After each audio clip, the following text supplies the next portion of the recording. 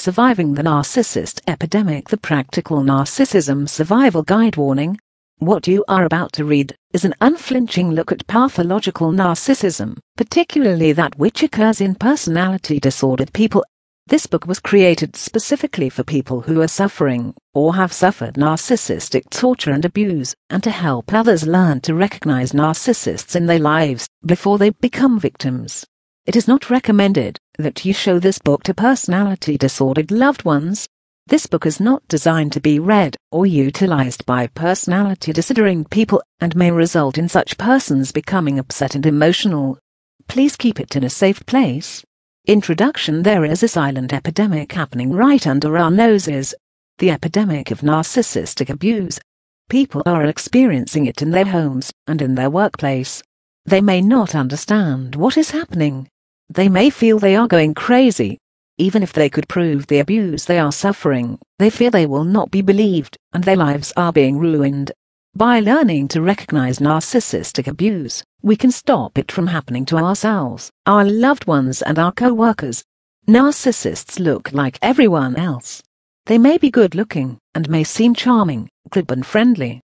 They are not. Beneath their false exterior, a monster is waiting.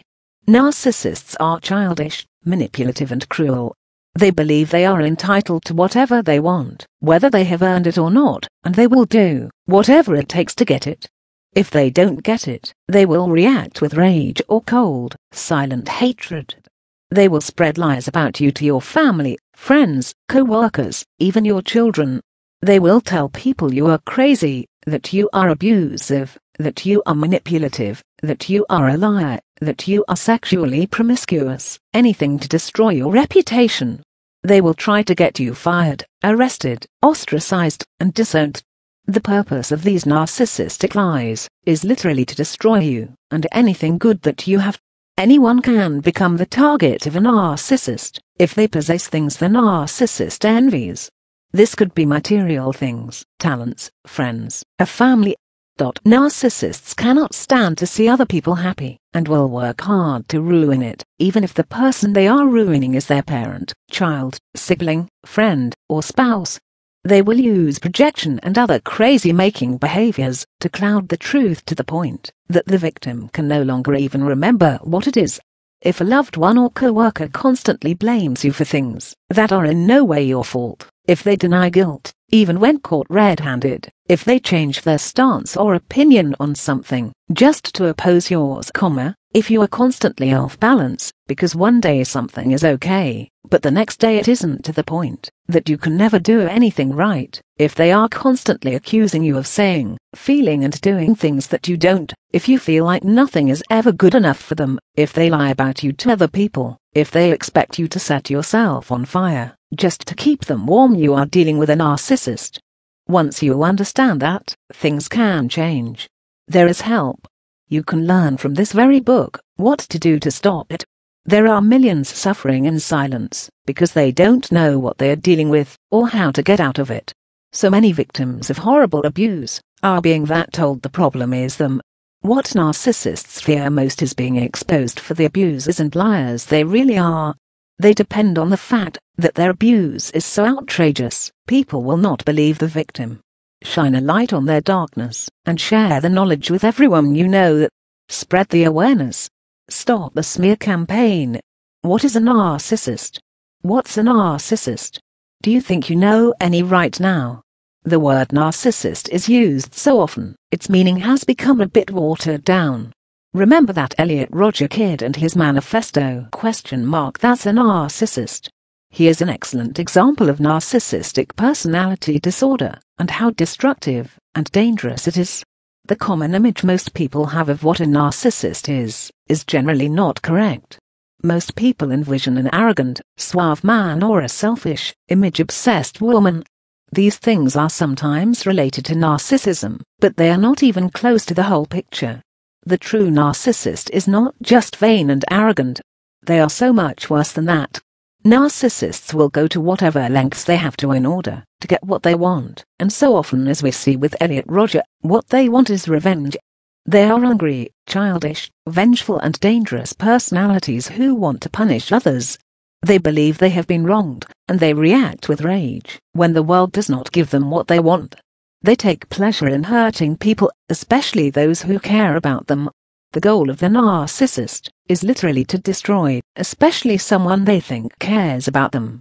It is very fortunate this person never found a girlfriend. He probably wouldn't have killed her, so long as she did not leave him, but her entire existence would have been absolutely miserable.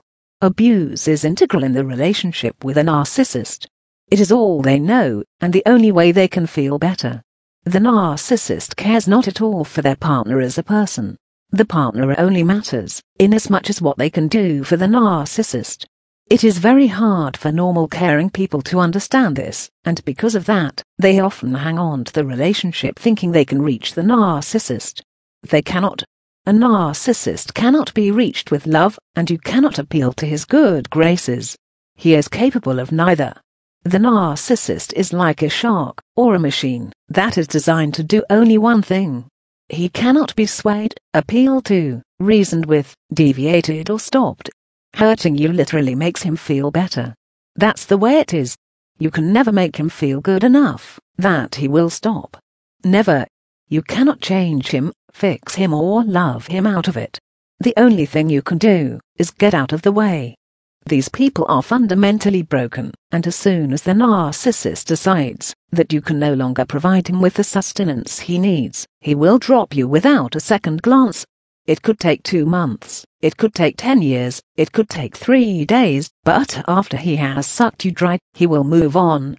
You do not matter to him at all. He sees you as an extension of himself, not an actual person, and as such he wishes to possess and control you. That's it. There is a school of thought emerging right now which postulates that all cluster B personality disorders are actually just different levels on a narcissistic spectrum. This would mean that antisocial personality disorder is simply the extreme end of the narcissistic spectrum. Since these disorders occur together very frequently and since they all contain some element of narcissism, this is a very plausible theory. It also shows us how destructive narcissism in any amount can truly be. The narcissist has a vicious, sadistic superego that attacks him all the time with horrible, terrible things. You are worthless, no one likes you, you are scum, you are a terrible person, there is nothing good about you. They create a false self to hide that, which is why they seem so arrogant, etc. But they are under attack by this superego all the time, nearly every second, and so when they find a partner, this narcissist takes all that sadistic viciousness they are hearing from the superego out on the partner, to make themselves feel better. This is the only way they have to make themselves feel better, and because of this, they are never going to stop doing it. You cannot make them see they're doing this. It's a defense mechanism. They have to believe their partner, or others around them really are terrible people. It's essential to their whole being as a person and they cannot stop. More importantly, they don't want to stop. They are truly evil people who literally desire to destroy others, because they are jealous, and believe that other people have things that they are being purposely and spitefully denied. There was a scene in Fight Club when Edward Norton's character beat the hell out of Jared Leto's character. The other guys asked him why he did it. He said, "I felt like destroying something beautiful." That is the narcissist. The true narcissist is a dangerous, conscienceless, selfish, sadistic and evil person. And really, they are not truly people in the strict sense of the word. That is why a lot of people have the same reaction to narcissists as they do to very human-like androids. People can accept, and even like androids, so long as they do not seem too human, but when an android seems too much like a human, people often react with revulsion, disgust and even fear or panic. This is called the uncanny valley hypothesis, and it is the same reaction you often see to a narcissist. People aren't sure why they feel that way, but something just feels off, and it's a strong feeling, so strong that sometimes after just an encounter or two, people will stay away from the narcissist. This probably explains why, even though he was good-looking, smart, well-off and personable, Elliot Rodger could not get a girlfriend. This is the alien aspect of the narcissist, and we see it over and over again. People can see that something is not right. They are sensing that the narcissist is a fraud and not a real human being at all. Others often cannot articulate what it is they don't like about the narcissist, who usually seems to be the picture of friendliness and sincerity. They just know they don't like it. Read about any murder or crime where people were really hurt. Chances are you'll find one of these terrible humanoids at the bottom of it. Jails and prisons are full of narcissists. The only thing they care about is what they can use somebody for, and they will be whoever and whatever they have to be to get it.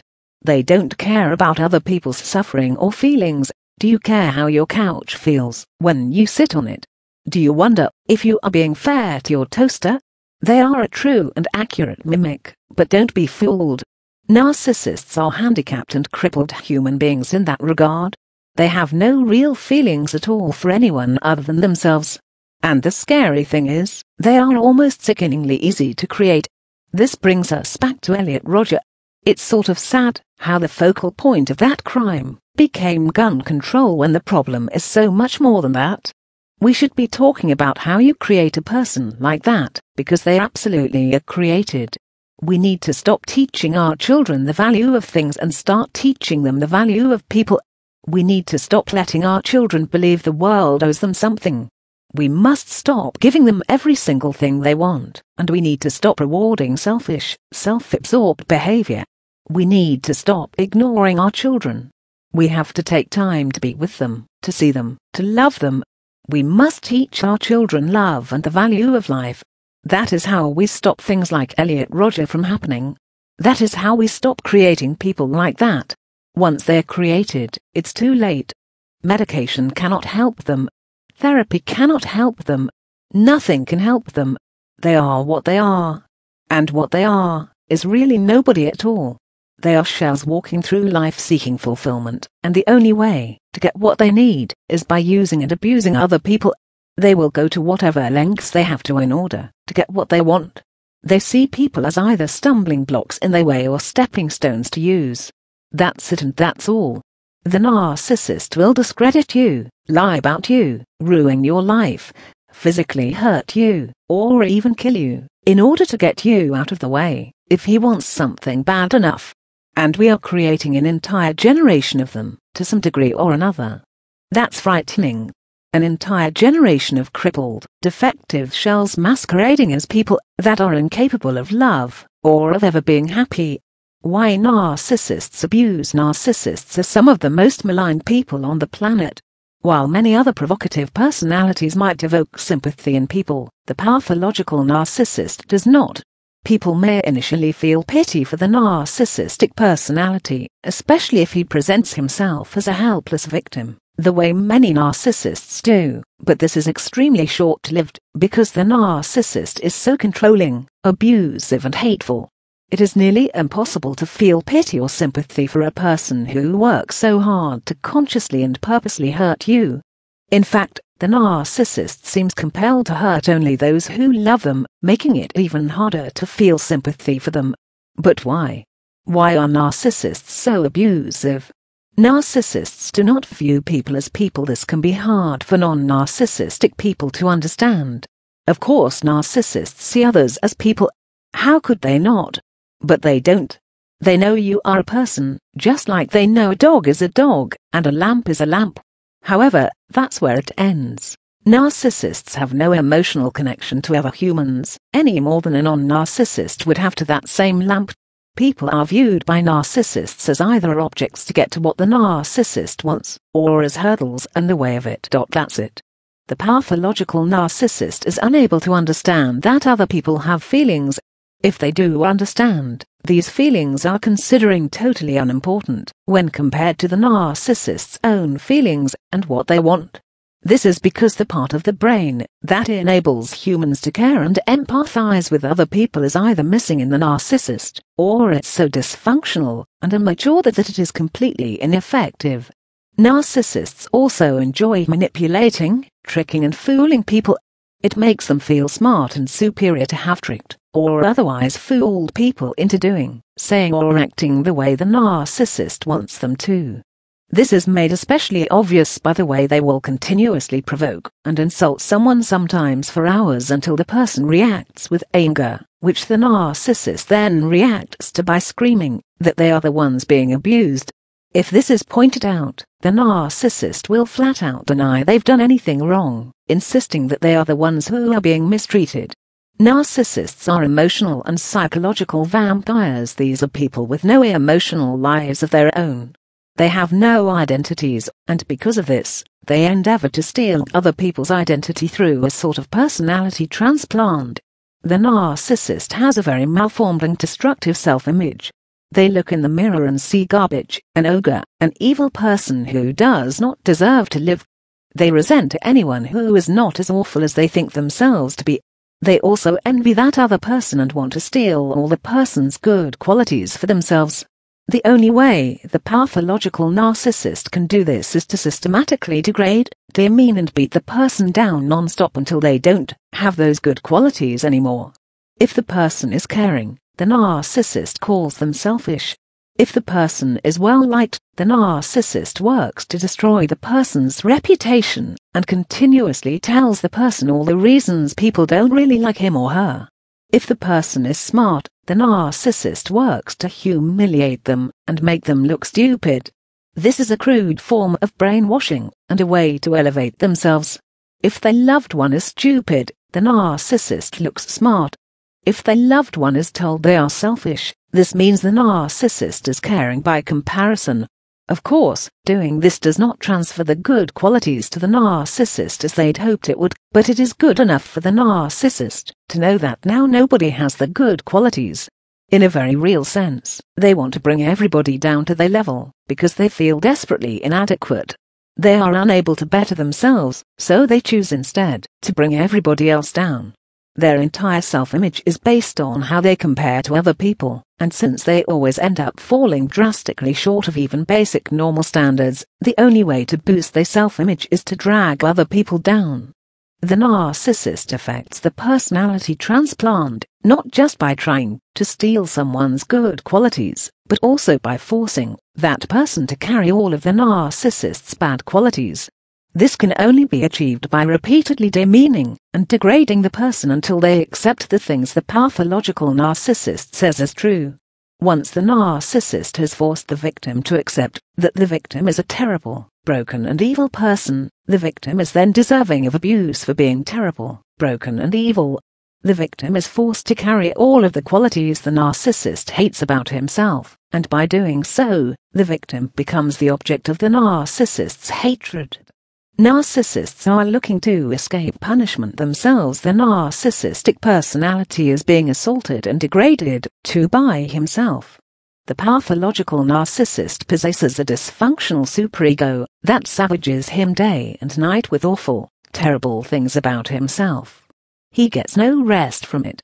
Every vicious, horrible thing he is saying to you is what he actually thinks of himself. That's why he says it. He is under attack 24 hours a day. The only thing he can do to try and get any respite from it at all is to attack someone else. These things aren't really true about him, they're true about you. You are the bad one, the evil one, the broken one, the human garbage. It is obviously true, because he said so. Narcissistic personality disorder is, underneath it all, a set of malfunctioning defense mechanisms. The defense mechanisms that the child pre-narcissist needed to protect him from more damage have grown into pathological thought processes and behaviors. These defense mechanisms have turned on him, and instead of protecting him, they now assault him non-stop with an endless tirade of how awful he is. At the same time, they prevent him from accepting, or even hearing any criticism or taking any blame at all, ensuring that he will never be able to change. He really does think it's everybody else, and he derives actual pleasure from punishing those he thinks deserve it. This is why the narcissist is abusive. Not only is he looking to simply pass the punishment along, but he believes himself to be so terrible that anyone who loves him must be irretrievably flawed themselves. The narcissist cannot accept any flaws in people who care about him. Flaws render them a terrible, crushing disappointment to him. Since the very act of loving the narcissist convinces the narcissist that the person who loves him is hopelessly flawed, anyone who loves him is a target for his abuse, just because they love him. Narcissists are unable to change, as we can see. It is imperative that the pathological narcissist abuse his or her loved ones. It is literally interpreted by them as a life or death situation, and they believe they are acting in self-defense by abusing other people. For a narcissist to stop abusing their family members would be tantamount to emotional suicide. It would require the narcissist to admit that their needs are only as important as everybody else's needs, and to do that would be stating the narcissist's needs don't matter at all. It would be the same as being invisible. For a person whose every waking thought centers around how much attention they can get from other people, this is a fate worse than death. Video for this here. 5 things you should know about narcissists. Living with a pathological narcissist in your life is very painful. Far from just benignly in love with themselves as they are sometimes described, the true pathological narcissist is a brutal, sadistic manipulator and abuser. They are not only not in love with themselves, they cannot love anybody, including you. They will destroy your self-esteem, your reputation, your family, your support system, your dreams, your life and your very sanity, if they get the chance, and for no other reason than they want to and they can. You represent everything they are not, and can never be. They hate you for that, and they will take it all away from you, if you let them. The best advice is to simply stay far away from narcissists once they've been identified in your life. Don't talk to them, and don't feed into their manipulations. You can't help them. They cannot be saved. They can only pull you under with them, and they would truly love to do so. If the narcissist in your life cannot be avoided, here are 5 things to remember, in order to protect yourself. 5.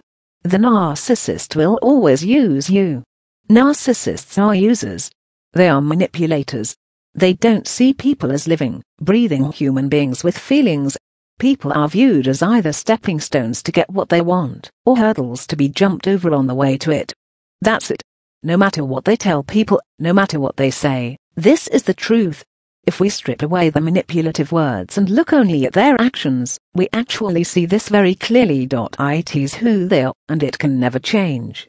The part of their brain that enables them to care and empathize with other people is either missing, or so dysfunctional, that it is completely ineffective, depending on the childhood trauma that made them a narcissist in the first place. Why do narcissists use people? Narcissists view people as objects, and as extensions of themselves. Because of this, they are unable to see people as separate beings from themselves with their own feelings, needs, wants and opinions. We use our coffee pot. We use our arm. They are objects that serve a purpose in our life and nothing else. We don't worry about whether or not our arm wants to lift a gallon of milk. We don't think about if our coffee pot likes making coffee for us. We just make them do it. This is how the pathological narcissist sees and reacts to other human beings. Other people have things they want, and they want to absorb these qualities into themselves somehow, to make up for what they are lacking. They will continue to use you for as long as they think you have something they want. They enjoy manipulating others, and they get excitement and pleasure from tricking or getting over on other people.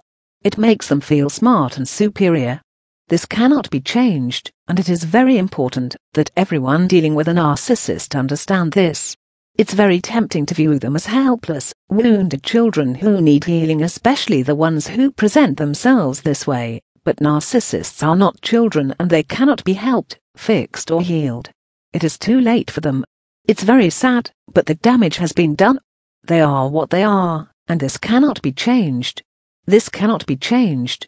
The narcissist cannot be forced to see other people as human beings. It is a waste of time to try to get through to them or get them to see it. They are incapable of doing so. 4. The relationship with the narcissist will never be equal. This can be a hard one for people to accept. Most of us are raised to believe in equality and equal treatment for everybody, so when we run into someone who doesn't feel this way, it just does not compute. When dealing with a pathological narcissist, however, it is necessary to get this clear right away. The relationship with a narcissist can never be equal. They don't want it that way. They don't want an equal relationship at all. They want to be first. They need to be first, and they will do whatever they have to do to ensure that they are the most important, the only one who matters. Any attempts the other person makes at independence and equal treatment are viewed as extreme threats by the narcissist, and are reacted to as such. The person is attacked for daring to have feelings, and for daring to think these feelings matter. The pathological narcissist cannot understand that other people have feelings, and does not care anyway. All that matters to them is themselves. This may sound trite to some people, or cliché. We all know selfish people. Pathological narcissism is far more than just selfishness, though, and anyone who has lived with a narcissist knows exactly how terribly abusive, how horribly painful, and how destructive this kind of relationship is. A person suffering from narcissistic personality disorder can only be happy when they have crushed the other person beneath their feet. It is the only thing that makes them feel better about themselves. If they cannot control, dominate and crush the other person down, they will never stop trying, and what results is an endless power struggle with the narcissist continuously accusing the other person of attempting to control, manipulate, oppress and subjugate them. In reality it is the narcissist who is doing these things, but they accuse the other person of it, because unless the narcissist is the only thing that matters, they don't feel they matter at all. They cannot bear to be invisible, and this is how they feel when they are forced to acknowledge other people's feelings, accomplishments or good qualities. When dealing with a narcissist, it is imperative to always remember, they can only feel like a person by making other people feel like less than they are. They only feel validated when they can control and dominate others. This can never be any different. They will never see other people as equal. To do so would be the same as suicide for the narcissist. This is how important it is. 3. Everything the narcissist says is a lie, a manipulation and a scam. It can be extremely difficult to extricate yourself from the relationship with a narcissist. They hang on very tightly. They can be charming and manipulative, desperate to keep control over you. It is hard to say no when they are saying all the things you have been waiting so long to hear from them. Suddenly they've seen the light. You have shown them the way! It's finally happened. Losing you was the kick in the rear end they needed to see how selfish they were being, and Lord Jesus, it will never happen again. Saints be praised, it's a miracle. No. It's a manipulation. Narcissistic lies are designed to trap other people into doing what the narcissist wants them to do. The lies narcissists tell are exactly what people want to hear, and they are saying it because they know that. They know what you want them to say, and they will say it if they have to, but it's never going to be true. Everything that comes out of these people's mouths is a lie. But why? Why do narcissists lie? They have no truth. All they have are lies and manipulations that go along with whatever they are trying to get you to do today. Tomorrow they will argue the exact opposite without batting an eye, if they have to do it, in order to win. Winning is all they care about. At 4 o'clock the narcissist is fervently apologizing for lying to you, saying he will do anything, do you hear him, to make it up to you, because he never meant to hurt you. You are the best thing that ever happened to him. You are amazing. You are wonderful. At 4:30 the narcissist is insisting he never lied to you. You claimed he lied, and then forced him to apologize to you, even though he's done nothing wrong, because you are unreasonable, controlling and abusive. He twists everything that's been said in a way that makes it look like you are lying, confused, or are deliberately making things up. When you continue to insist this isn't true, or point out that he's already admitted to lying and apologized to you, he launches into a screaming, hysterical tirade designed to control the situation by shutting you down and deflecting the consequences of his actions away from him. Look what you are doing to him. Look how you are hurting him. You cruel, evil, vicious abuser. Yes, okay, you think he lied, and yes, okay, you did catch him red-handed in the lie, but look at what you are doing. It doesn't matter what he's done. Nothing warrants this kind of abuse. You are the wrong one. Why the change? He changes his tune because his initial tactic didn't work. You didn't do what he wanted you to do, which was accept his apology and simply forget that he lied with no hard feelings. The fact that it's the 30,000th time he's lied to you about the same thing doesn't matter to him. The fact that he is obviously not actually sorry doesn't matter to him either. He's apologized, and you need to accept it. If you don't, you are abusing him. He will continue to change his tactic until something does work. Apologizing didn't work, so now he changes to denial. He didn't really lie, you just think he did, because you are stupid, crazy, unreasonable, controlling, etc. If this particular strategy doesn't work, he will change from attacking you to claiming you are attacking him. You are only saying he lied because you hate him so much. He can't do anything right or make you happy because you are cruel and abusive. When this tactic doesn't work, he reacts with a meltdown designed to guilt or frighten you into doing what he wants. This might entail violence either toward himself or you, screaming, crying, or any combination of emotional dysregulation. Here is where something interesting often happens. If the final meltdown does not work, if you stand there and watch his hysterics stone-faced without backing down, he will calm down and start back at the beginning again and apologize. In fact, if the argument continues long enough, you will see him go through the same cycle of manipulation tactics over and over again. It is all he knows how to do. He can't take responsibility for what he's done, he cannot understand or care that he hurt you, and he cannot see that he's done anything wrong. All he can do is try to control you by either telling you what he thinks you want to hear or using guilt, violence, and hysteria to bulldoze you into what he wants. None of it is genuine, except for possibly the anger you see. Everything these people say is a lie designed to manipulate, control, and force you to do what they want you to do. However far he has to escalate it, whatever he has to do to control the situation and make you do what he wants you to do, that's how far it will go. 2. The narcissist will never change or stop abusing you. Narcissists have a brutal superego that assaults them with horrible things 24 hours a day. Lashing out at other people is the only way they know to try and find peace from it. It doesn't work, but they have no other coping mechanism. They simply spread the misery around, hoping to take some of the punishment off of themselves. At the core of their personalities, narcissists believe they are bad. They believe they are weak, unlovable, and broken. It is because of this that they treat the people who love them so badly. The very fact that the other person loves the narcissist must mean there is something wrong with that person.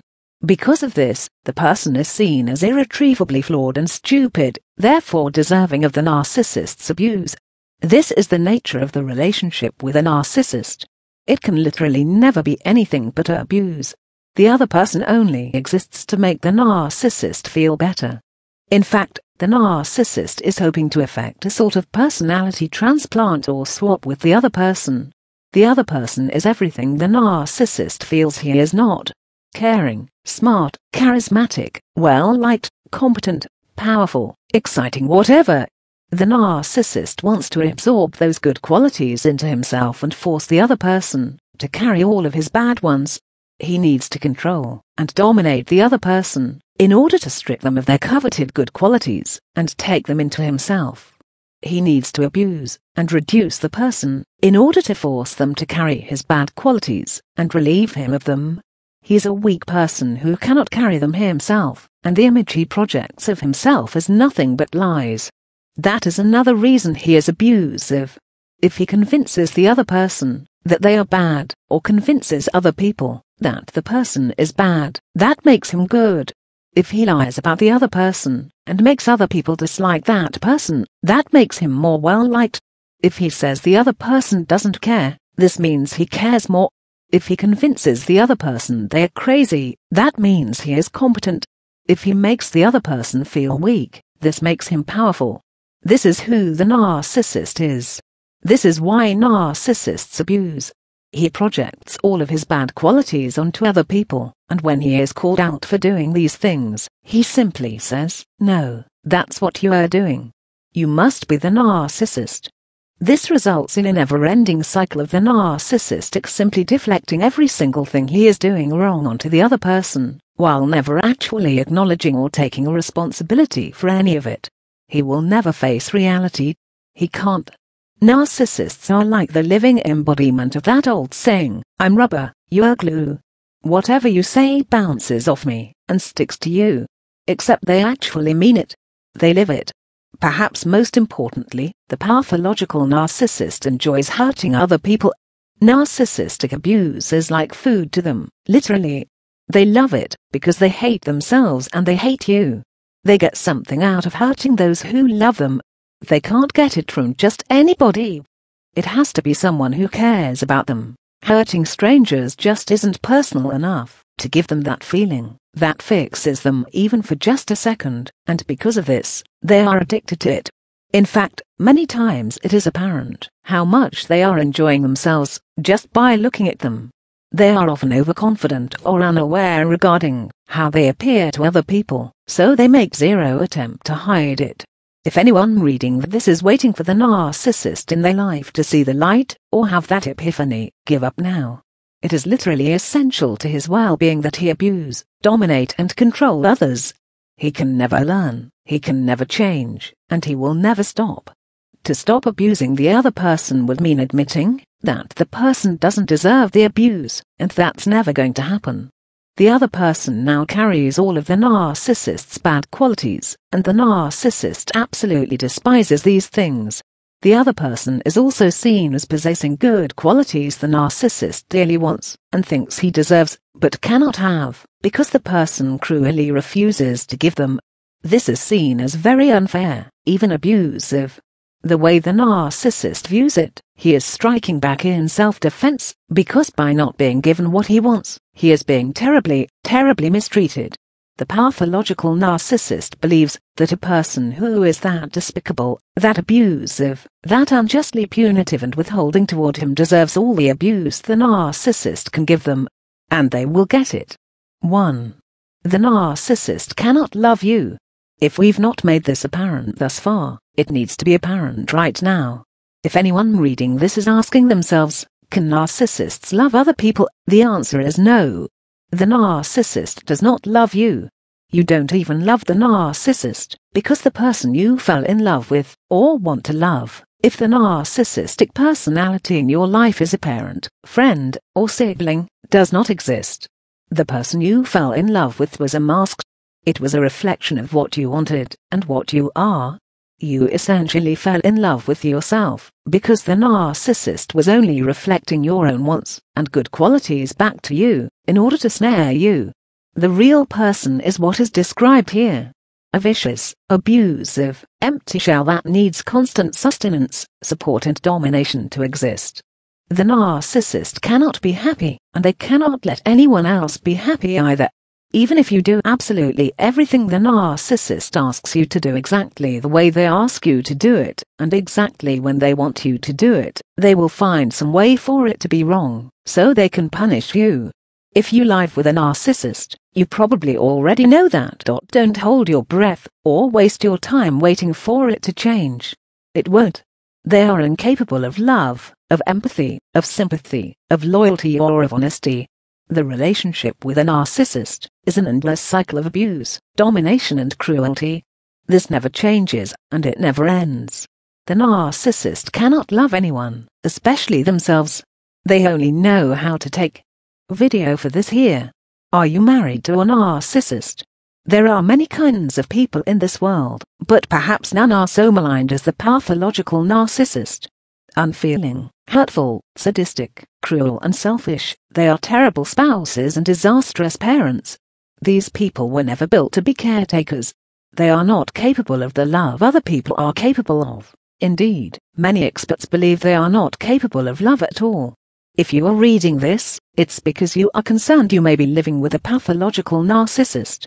Please accept my deepest sympathies. You've probably already realized the person you thought you were in love with never even existed. It is imperative that you accept this, if you've not done so yet. You cannot change it. Your narcissistic partner cannot change it. It is what it is. Here is a list of questions you can ask yourself to determine whether or not you could be living with a pathological narcissist. If you determine that you may be, you have a decision to make. Does your partner seem to be two different people? He's the good guy in public, and a sadistic, vicious terror at home. sound familiar? If it does, you could be living with a pathological narcissist. The narcissist is extremely concerned with what people think of him, and in public he is often a model citizen. At home behind closed doors, he is unpleasant, nasty, cruel, or even physically abusive. This can be for any reason or no reason at all that you can decipher, but it is most often when he does not get his way, or does not receive the admiration he feels he deserves. He reacts with unbelievable rage when criticized, or when he thinks he was criticized. This is one of the many ways we can differentiate between narcissism and healthy self-esteem. A healthy person can laugh off, ignore, or even logically evaluate criticism because he is secure. The narcissist cannot do this because he is not secure. He can turn on you like a snake in an instant, savaging you with terrible, hurtful words designed to make you feel 2 inches tall. His anger is explosive, and often way out of proportion to what has happened. Nobody else sees this side of him, but you and your children. The side everybody else sees is the side you fell in love with. Unfortunately, you now know it's not who he really is. There is another type of narcissist. This narcissist often wants sympathy instead of admiration, and instead of appearing as the good guy in public, he portrays himself as a helpless victim and weak. No one would ever believe this poor pathetic wimp is abusive, but he is, behind closed doors. Does your partner try to manipulate others against you? This is one of the hallmarks of the pathological narcissist. He lies about you to your family, friends, and even your children. He spreads nasty rumors about you. He tries to humiliate you or shares your personal secrets, all in an attempt to turn other people against you. The narcissist sees you as a rival for attention from these people, and as such, he has to destroy your reputation so that they do not give you any of the love, admiration, or attention he craves all for himself. He is jealous of any attention anyone else is given because he perceives others as better than he is. You are a good person who deserves love, admiration, respect, and, above all, attention. Deep inside, underneath all of his false ego, the pathological narcissist believes he is a bad person who does not deserve any of these things.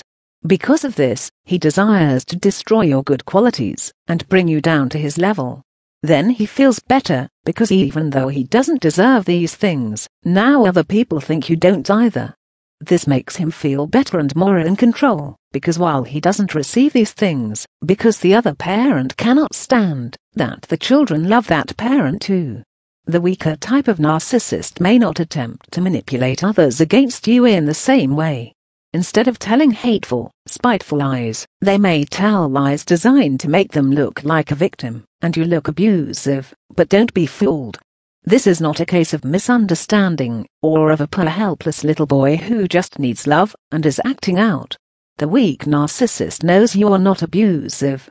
He wants other people to think you are because he wants them to dislike you and feel sorry for him. Make no mistake about it. This is abuse. Does your partner gaslight you or play mind games? Gaslighting somebody is the oldest manipulation trick in the pathological narcissist's book, and they are very, very good at it. It's a form of crazy-making designed to make the other person feel unsure of reality. It keeps them off balance and vulnerable to the narcissist's domination. It is a way of controlling the other person and the conversation. Examples of gaslighting include, I never said that. I didn't say that. You said that. That didn't happen. You're trying to confuse me. You are imagining things. You are crazy. You are lying. You are just saying that to hurt me. You are making that up. You're trying to frame me. Quote, you're too sensitive. I never hit you. I didn't really hurt you. It takes a very strong person to withstand repeated gaslighting. It is an insidious form of abuse that undermines a person's very perception and reality to the point that they become totally compliant with whatever the narcissist says. The truly evil part is that the pathological narcissist often claims to you and to others that you are gaslighting him. Again, don't be fooled. He knows very well who is manipulating who. Does your partner blame you for everything? Part of the way pathological narcissism works is that it prohibits the narcissist from accepting or even seeing when he is to blame. He blames you. Always. It doesn't matter how much he has to twist things to achieve this, he always achieves it. You made me hit you, because you are always provoking me. I wouldn't have to act like this, if you weren't so ! I wouldn't have cheated on you, if you weren't such a bitch. I would not have lost my job, if I wasn't always worried about what you were doing. I was late for my appointment, because you didn't wake me up. The pathological narcissist is a champion blame shifter. He not only blames you for things he does, but he blames you for everything bad that happens to him. The fact that it is not remotely your fault doesn't matter at all. The narcissist wants to punish you for things you haven't done, because his disorder demands that he punish someone, and he simply cannot stand for it to always be him. The pathological narcissist has a brutal, sadistic superego that beats him with internal criticisms 24 hours a day. Because of this, he literally leaps at the chance to take the punishment out on somebody else. It is the only escape from it that he has. The narcissist cannot take responsibility for anything. The weak narcissist will often phrase blame statements as evidence of how you are abusing, manipulating and controlling him. He knows this is not true. He is saying it so that he does not have to admit that he is the abuser, the manipulator, the controlling one. If he had to admit that, his image as the victim would fall apart, and he fears that more than anything. When his partner reacts to the constant provocation, cruelty and abuse with an angry outburst, he victoriously twists the situation around to claim he is the victim, and his partner is the abusive one. Does your partner attempt to control everything? Narcissists are serious control freaks. They not only want to control their environment, they want to control everybody in it. They want to control everything about their partner. Their thoughts, their feelings, their actions, their opinions, everything. The pathological narcissist takes any expression of individuality from their partner as a rejection and a threat. They actively try to stomp this individuality out of their partner as fast as possible. The partner is told their feelings are hurtful, their opinions are intentionally contrary to what the narcissist thinks or believes, their thoughts are offensive, and their actions are bad. Everything the partner does is twisted against them into something bad. All their motivations are painted as cruel, manipulative, and abusive. Everything they do hurts, or somehow upsets the narcissist, unless it is exactly what the narcissist wants them to do. Even when the partner has done everything right, or is in perfect agreement with the narcissist may suddenly decide their partner's actions, thoughts, feelings, or opinions are wrong anyway, and punish their partner for it. The partner is left hurt, confused and unable to understand why the thing that was okay yesterday is suddenly wrong today, or why agreeing with the narcissist is not enough. This type of cruel, unpredictable behavior keeps their partner completely off balance and makes them easier to control. By systematically picking apart everything that makes their partner who they are, the pathological narcissist eventually controls their partner completely. He may also use standard forms of control found in most domestic violence situations, controlling through violence, dominance, fear and tantrums. The weak narcissist uses all of these methods, but he also may attempt to control things through the appearance of neediness, clinginess, and insecurity. I need to know where you are at all times. I'm too worried if I don't know. I can't deal with you being upset with me. It breaks my heart. These statements look like neediness, but they are not. They are manipulations designed to control the other person and dismiss their needs as unimportant when compared to the narcissist's needs. You are upset with me because you say I hurt you, but talking about what I did wrong is upsetting me, and that's more important than how you feel. What a partner may initially perceive as insecurity is often revealed over time as utter selfishness. The narcissist's needs come first. Always. Many narcissists use this weakness tactic to escape guilt and blame. The victim is demonized and called cruel simply for having feelings. Does your partner believe everything revolves around him? Narcissists are completely self-absorbed people. They are selfish to the point of almost seeming inhuman. They cannot stand for the subject to divert from them, even for a second. They will either attempt to direct the subject back to themselves or they will simply tune out. The narcissist can offer no comfort, no sympathy, and no shoulder to cry on. Any attempts to force them to talk about your problems results in either the narcissist trumping your problems with their own and making the conversation all about them, or with accusations that you only care about yourself. Similarly, any anger or unpleasant feelings you have toward the narcissist are rejected as only existing to hurt them. Narcissists do not appreciate your feelings as actual feelings. They can only see their partner's feelings as existing simply to affect them. It is like the entire world is a movie, and he is the star. His boss calling a meeting to address problems with the team is really only talking about him. The landlord who insists on timely payment is only insisting because he doesn't like the narcissist. Everything that happens is connected to them somehow. That's why they believe everything you do is intended to affect them in either a good or bad way. Pathological narcissists do not see their partners as individuals at all. They see them only as external extensions of themselves. In fact, they see everything and everybody like that. This is why narcissists perceive everything as directly related to them. To them, it is their world literally. We are just living in it. Does your partner feel he is entitled to whatever he wants? Narcissists believe they should have whatever they want, regardless of whether they actually deserve it or not. They want unconditional love, admiration, respect. It doesn't matter that they are incapable of giving these things to other people. They want them all, and, quite frankly, for their every wish, want, desire, and whim to be granted. Now, if people do not acquiesce to this demand immediately, they are painted as abusive and unloving. In the mind of the pathological narcissist, want and need are inextricably confused, leaving the narcissist with the feeling that he is being rejected and denied necessary sustenance, even over small things that should not be important. The pathological narcissist does not care if money is needed for bills or rent. He may spend all of it on things for himself if you don't stop him. If you try to stop him, you will face his rage and possibly physical abuse for daring to get in his way.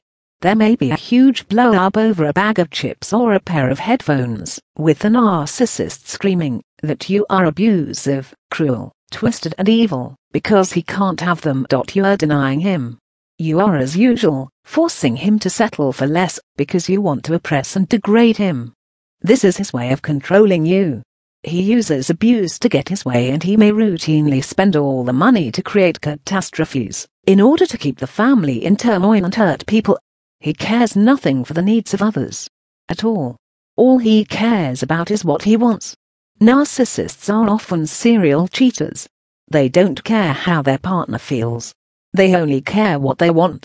They are often physically abusive as well, with the most abuse falling on the victim when she cannot do exactly what the narcissist wants at any given time. This is a lot of the time because the narcissist sets his partner up in no-win situations where, no matter what she does, it's wrong.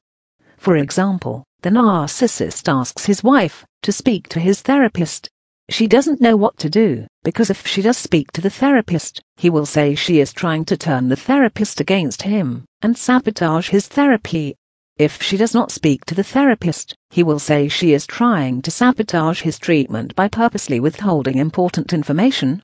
Either way, she is inviting abuse on herself simply by trying to do what he is asking. He may tell his partner he cheats on her because she is boring. When she reacts to this by trying to spice things up in the bedroom, he may laugh at her efforts or rage and call her a whore. Again, she invites abuse upon herself just by trying to do what he wants. Narcissists believe they are special people. They often have very exact ideas about what they deserve or should have to do. It is very common for the narcissist to refuse to help around the house, work or do other things they consider beneath them. The reason for this is very simple. They don't think they should have to. Any attempts to get them to pull their own weight are met with explosive rage. How dare you try to turn them into your slave? Who do you think you are? You fascist Nazi dictator. The narcissist believes you should cater to him, and if you do not do so, or if you attempt to create equality in the relationship, he will paint you as neglectful, abusive and uncaring. If the narcissist cannot have more than others, he feels that he is being horribly and maliciously slighted. He is not interested in equality at all. Not for himself, and not for others. The narcissist is only interested in crushing others beneath his feet, and whatever else can fill the emptiness that is inside of him. Does your partner seem to actually like hurting you and ruining things for you? This is another hallmark of the pathological narcissist. He actually enjoys hurting others, and he enjoys destroying things that other people care about. Sometimes you can even see it in his face when he's done or said something especially vicious to you. He will say or do the cruelest thing he can possibly come up with, and then stand there drinking your reaction in like wine. It's disgusting to see, but there is no mistaking it. He's enjoying himself. He likes how much it hurts you, and how good it makes him feel to do it. In a way, he's addicted to it. It is the only thing that makes him feel better. This is extremely important to understand, because this is the reason he will never stop. So are you married to a narcissist? If you've answered yes to all of these questions, then the chance is very good that you are indeed living with a narcissist in your home. This is a big deal, because regardless of what he tells you, it will never change. It will never get any better. He can never be any different. You have to accept that, and resign yourself to the abuse, if you want to stay in the relationship. Regardless of whether he's a weak narcissist, a domineering violent narcissist, or the manipulative smooth kind who is only controlling you for your own good, because you're too stupid to do it yourself, these things are abuse. Either resign yourself to it, or you have to leave their relationship. You cannot love him back to health. You cannot fix him. You cannot save him. You cannot stay, hoping it will get better. It won't. These are fundamentally broken people who don't want to get better. Even if you aren't living with a pathological narcissist, your relationship is probably unhealthy at the very least, and you should think about what you want to do going forward. Do you really want to spend the next 10 or 20, or even 30 years trying to please somebody who will never be happy? Do you want to spend the rest of your life with someone who does not value or care about your feelings in any way? That's no way to live. Video for this here. The narcissist and the empath. A toxic attraction. There is no more dangerous and painful relationship than a relationship with a narcissist. These relationships are often categorized by abuse of every kind: physical, verbal, mental, emotional, financial, exploitation, gaslighting, manipulation, and a total disregard for the other person by the narcissist. We know empaths to be kind, generous people who are plugged in deeply to other people's emotions, often knowing us better than we know ourselves. So why would an empath be attracted to a narcissist? Of course, a person does not have to be an empath to be unlucky enough to have encountered the narcissist. However, empaths find themselves entangled with narcissists a disproportionate amount of the time, comparatively speaking, and because it seems such an unlikely pairing in a lot of ways, this dynamic deserves some investigation. Note: though the use of the pronouns he and she are applied to narcissists and empaths respectively here, this is done only for ease of reading, and should in no way imply that either personality can only be one gender. Narcissism and empathic ability are not gender-dependent in any way. The players in this drama: who is the empath? Empaths are people who are uniquely and exquisitely tuned into the emotions of other people, even to the point of feeling these emotions. They are sensitive, kind, and nurturing to a fault. They will unfailingly place the needs of other people before their own. This is a big reason they are attractive to narcissists. Who is the narcissist? Narcissists are selfish, emotionally and morally bankrupt individuals who are unable to feel empathy for others in any true or meaningful way. They do not consider other people's feelings at all. Indeed, they don't even realize other people have feelings in the same way that they themselves do. It doesn't seem to make sense that two such people would be even remotely attracted to each other, let alone form what can seem to be an unbreakable, almost fateful attraction type of bond, but it happens infrequently. How, though? The attraction at first glance: it's easy to see why the narcissist is attracted to the empath. Empaths are everything the narcissist is not. Kind, caring, emotionally aware, supportive, in control, able to have relationships and make friends. True to his nature, the narcissist covets things he does not have, and he endeavors to take them from anyone who does have them. The empath gives freely of herself, making herself a glowing beacon for the narcissist. It is like waving a red flag in front of a bull. He senses an emotional source he can leech off of nearly indefinitely, like a battery that never dies. He can take, and take and take, and in return she will give and give and give. This is the nature of the relationship between the two, and it will never change. But why is she attracted to him? In the beginning, the powerful vibe the narcissist gives off will resonate very deeply within the empath. It catches her attention, and she is drawn to him as magnetically as he is drawn to her because of it. His presence is often very emotionally intense, and most empaths are attracted to that, whether they realize it or not. He may also be hard to read emotionally, and, since reading other people's emotional states is often very easy for the empath to do, she may be drawn to him in spite of herself in an attempt to figure him out. Who is this guy? What's going on with him? What's he about? In short order, he will reveal his lifetime of abuse along with a carefully crafted commercial pitch showcasing how wonderful he is, and how wonderful she is, even though he just met her, and she will be effectively snared, because she does not realize at first, that the intense emotionality she is reading from him has nothing to do with her. It is all for himself. It would seem unlikely that the empath would fall for this, considering that she is very in tune with others' emotions and their true selves. Can't she see what he really is? The answer is yes, she can.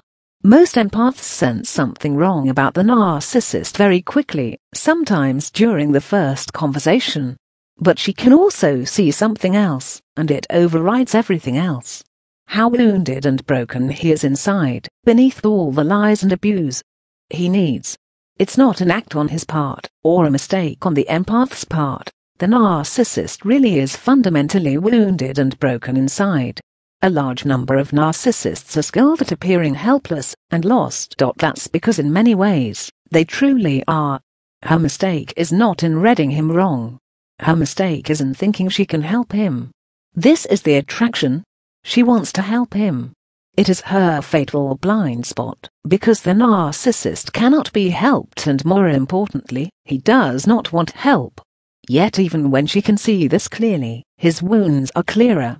They are evident in everything he does, even in the horrible things. Especially in the horrible things. The why he is adept at making her believe she is the only one who can help him, or that she already has helped him. This is what she wants. It feeds her need to help, and no one is more convincing than the narcissist, when he is showering someone with praise, or pushing their emotional buttons to get a response. She gives him the emotional sustenance he both wants and needs, allowing him to bask in the light of her care and attention all the time. It is a dangerously codependent relationship which revolves around superficially fulfilling the needs of only one person who can be neither satisfied nor happy. The narcissist is like a cup with a hole in the bottom. No matter how much you pour into it, it is never enough. There is an important distinction to make here, however. We say superficially fulfilling, because it is important to remember that the empath's needs are being fulfilled too, even if this does not seem to be the case. She is usually the obvious injured party in the relationship, but she is a willing injured party. She has locked herself in a situation where she can perpetually help someone who will always need her. She has made a career out of taking care of a professional victim who does not want to get better. This may seem like victim blaming to some, but it is only by recognizing this very thing that the empath can empower herself to get away from the narcissist for good. She has to understand that she is choosing to stay, and she can choose to leave. He only has the power over her that she is giving to him. Many narcissists are arrogant overachievers, but most are crippled by their disorder in many ways, unable to function in the world normally in more than a very superficial way. The empath sees an opportunity to take care of someone in perpetuity, and even if she doesn't want to, her caring nature can make her feel that she must. What will he do without her? It doesn't seem fair to abandon him, regardless of how horrible he is, because he is sick, and the sickness is not his fault. It's true that the way his brain works is not his fault. Maybe no one loved him enough when he was a child. Maybe he was abused. Maybe none of it is really the narcissist's fault. However, it is not the empath's fault either. She does not need to be punished forever because of someone else's mistakes. If she stays in the relationship with the narcissist, she will indeed be punished forever. This is the empath's nightmare. Abandoning those who need her when she could have helped. That is the problem with her logic, though. She cannot help him. No one can. The conclusion, since it is unrealistic to expect that the narcissist possesses the insight to be able to recognize his problems, it is up to the empath to recognize the situation and resolve it. The first thing she must realize is that the only way to resolve the situation is to get out of it. That can be a very hard truth to face. No one wants to believe they have wasted years of their life on someone who literally does not care or appreciate it at all. But this is the trap the empath finds herself in, especially when she is dealing with a narcissist who swears this is not the case. Don't be fooled. It is the case, and it will never change. The narcissist cannot and will not change. He is not capable of the type of emotion, empathy and compassion necessary to render him a fair, loving, satisfying partner, and he can never learn. He cannot learn how to be a real person. This ability is learned in the first few years of life. By the time the empath meets the narcissist, it is already far, far too late. He cannot be helped. It is important here, too, to remember that all blame is not laid squarely on the narcissist. The empath must take responsibility for her own actions and acknowledge the hard and embarrassing truth that her needs were being fulfilled on some level by the relationship, regardless of how painful or horrible the relationship was. If she cannot do this, she will continue to seek out relationships with other narcissists, and the pattern will not be broken. The problem is not solely with one person, because any relationship, even one with a narcissist, is reciprocal. The empath stayed in the relationship far past the time when she knew the relationship was unhealthy, dangerous, abusive or unfair, and she must take responsibility for that. Only by acknowledging this can she truly break the cycle and be free. Video for this here. Empaths and codependency. Where is the line? We hear a lot about empaths these days. There is an awakening happening in the world, and a lot of people are experiencing things that they don't understand. There is often confusion, especially with things that are similar, but not the same. Empaths and codependents fall into this category. While there are some similarities, they are generally different. Empaths who are unskilled or unable to control their receptivity can become codependents if they are not careful. Here we will examine the differences between the two, and what you can do to heal from codependency. What is an empath? Empaths are people who are literally able to feel the emotions of others.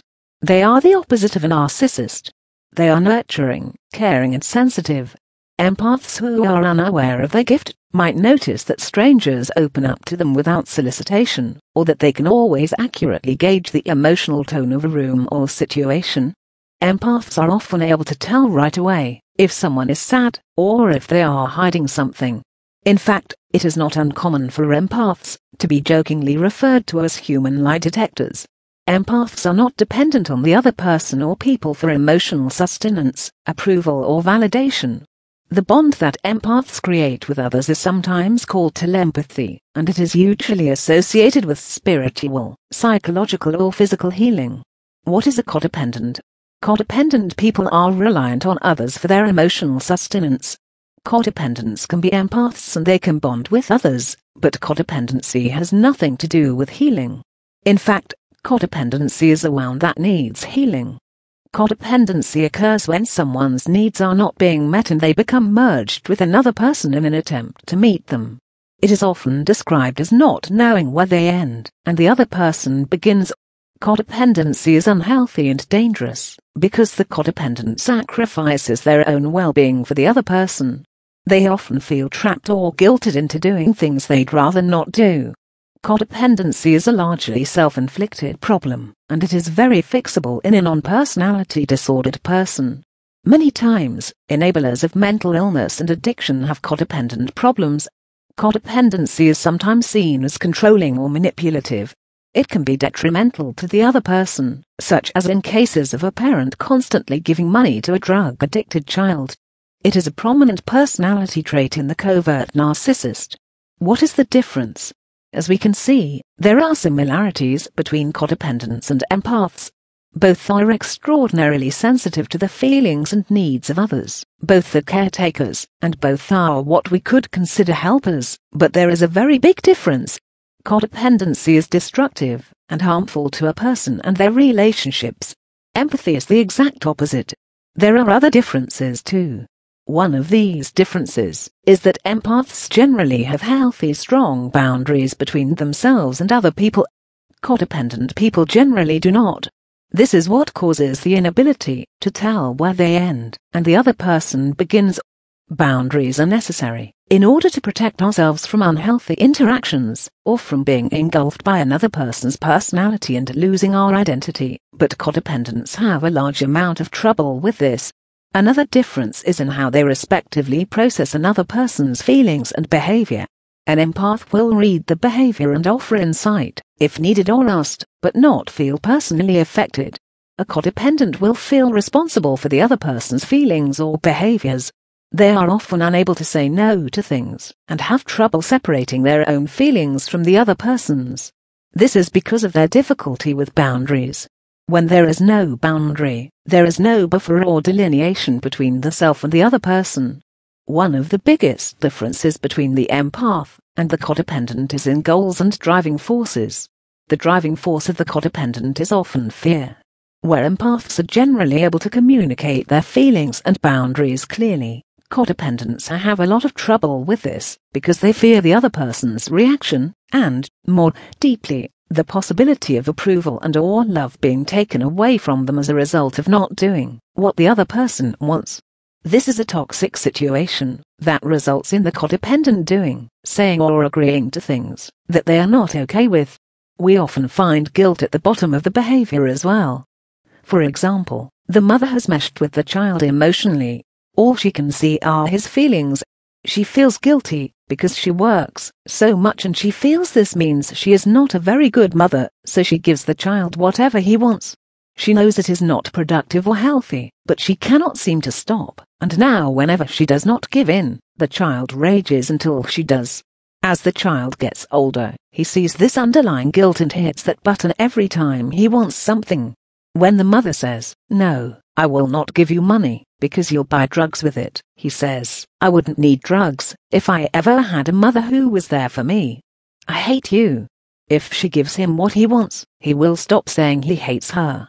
Her son hating her is her worst fear come true, and she simply cannot stand against it, especially because he is in so much pain on top of that. So she gives him the money, reinforcing the cycle for the 1000th time. She mistakenly believes that stopping her son's emotional upset and her own makes her a good mother. This is how the cycle continues. The goals of the two personalities are different as well. Empaths are generally interested in healing and helping others, whereas codependents are interested in having their own needs met because they cannot do so themselves. The empath's end goal is generally to help, whereas the codependent's end goal is generally to be loved. Codependents often believe their goal is to help, but we can see the true goal in the way that codependents often support or enable behavior that actually hurts the other person. These are things a healthy empath would not do. Empaths generally will not support or engage in emotionally unhealthy situations, but codependents often do. This is because the codependent mistakenly believes the ends justify the means. If they have to suffer in order to feel needed or loved, they will do it. This is a sign of hurt, not love, and it needs to be addressed. Codependents often suffer from self-image and self-esteem problems. They may believe someone will not love or like them if they do not sacrifice unfairly, or they may feel that they have no value without the other person. Again, this is a sign of a wound that needs to be healed. approval and validation from others should not be so important that a person will cause themselves harm to get it. We see this in borderline personality disorder all the time, as well as the manipulation of other people because of fear. Manipulation of others through deceit or withholding of feelings is still manipulation, and even if it seems harmless, or for the greater good, it isn't. Relationships need honesty and boundaries to be healthy. What can you do? Empaths generally become codependents when they do not have good boundaries established. Strong boundaries are essential for everybody, but they are imperative for the empath. Because the empath feels things so deeply, there needs to be a clear line between the self and other people, our own feelings and other people's feelings, our own personalities and other people's personalities. When these boundaries are blurred or don't exist, enmeshment occurs, and enmeshment is very strong with an empath. This is the dynamic between the empath and the narcissist. It is an unhealthy, unsustainable situation, where both parties end up feeling trapped and unhappy. Even if the empath is not a codependent, they may become enmeshed with a codependent, if boundaries are not kept strong and inflexible. Codependents such as pathological narcissists will push for enmeshment, because they don't feel secure without it.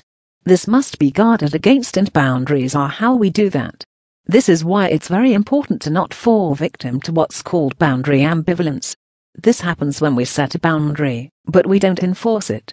It tells the other person that we are not really serious about respecting ourselves, and they don't have to be serious about respecting us either.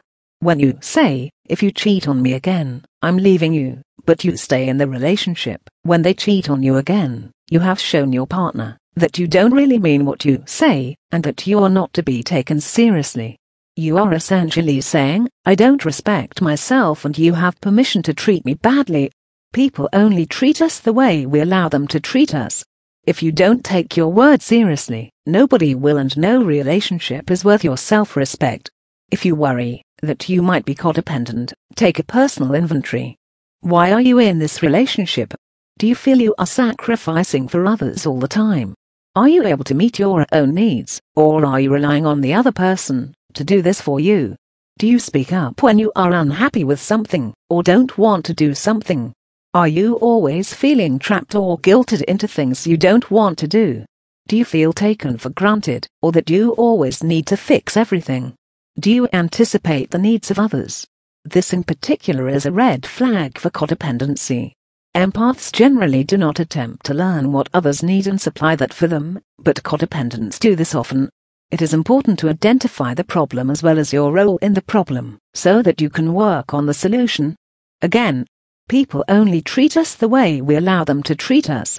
Denial is very common with codependency, but we are responsible for our own behavior and our own feelings, so accepting your role in the problem can be difficult, but it is necessary. If you are not prepared to do that, and to be really honest about it, you are not prepared to heal from codependency.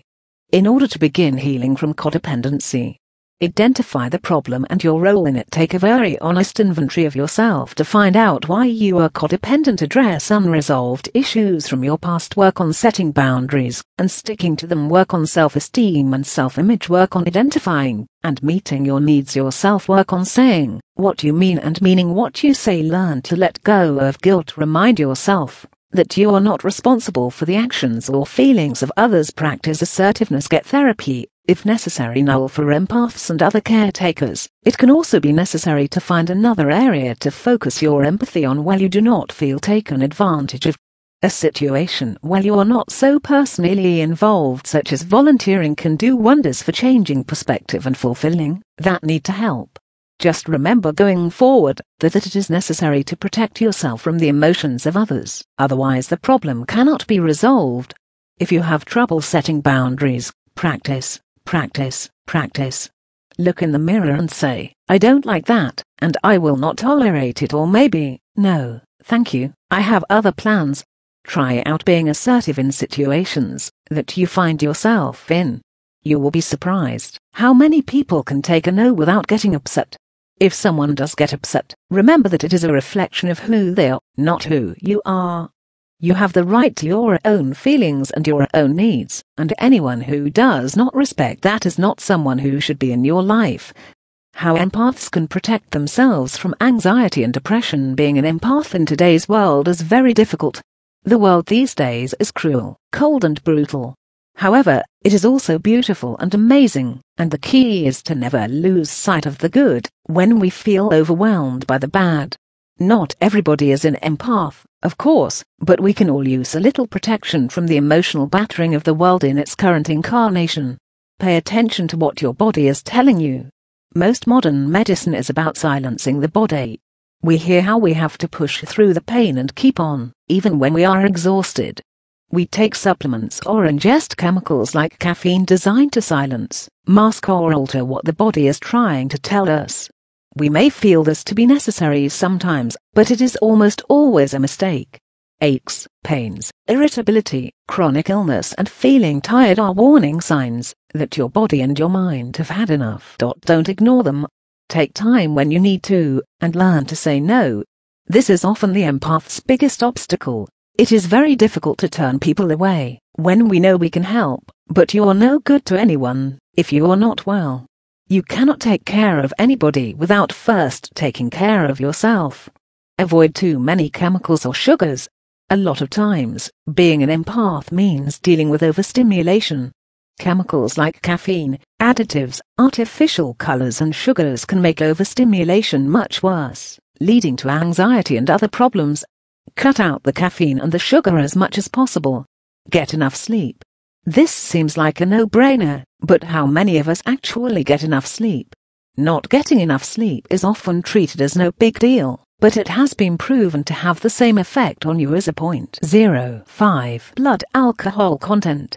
This dulls reaction times, affects accuracy with tasks, makes us irritable, and causes things to bother us more than they should.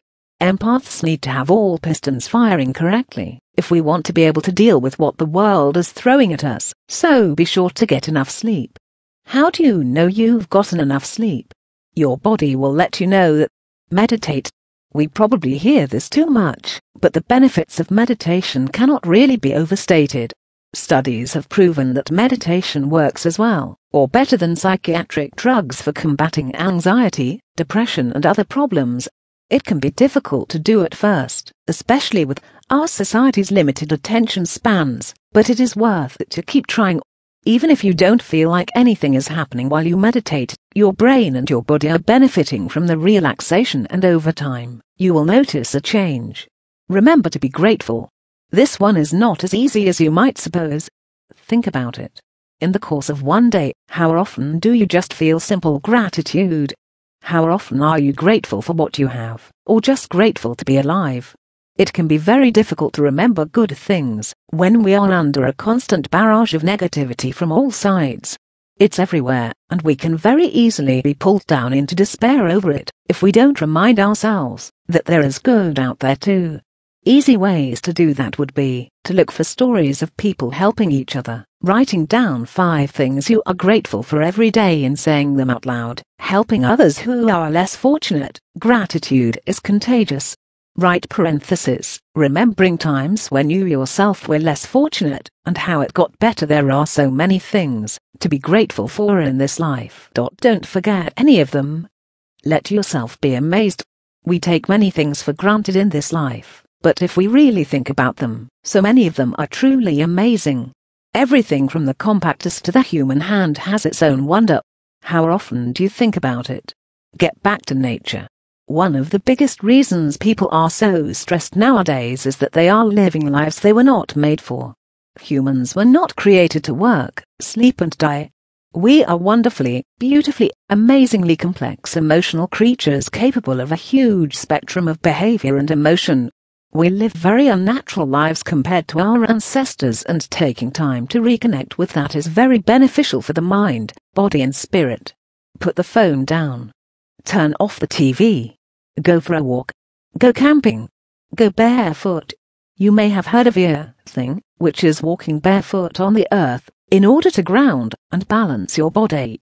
There is an entire science behind this, and it feels wonderful regardless. Get some fresh air and really give yourself time to be alive for a while. You'll be amazed what a difference it makes. Visualize protection for yourself.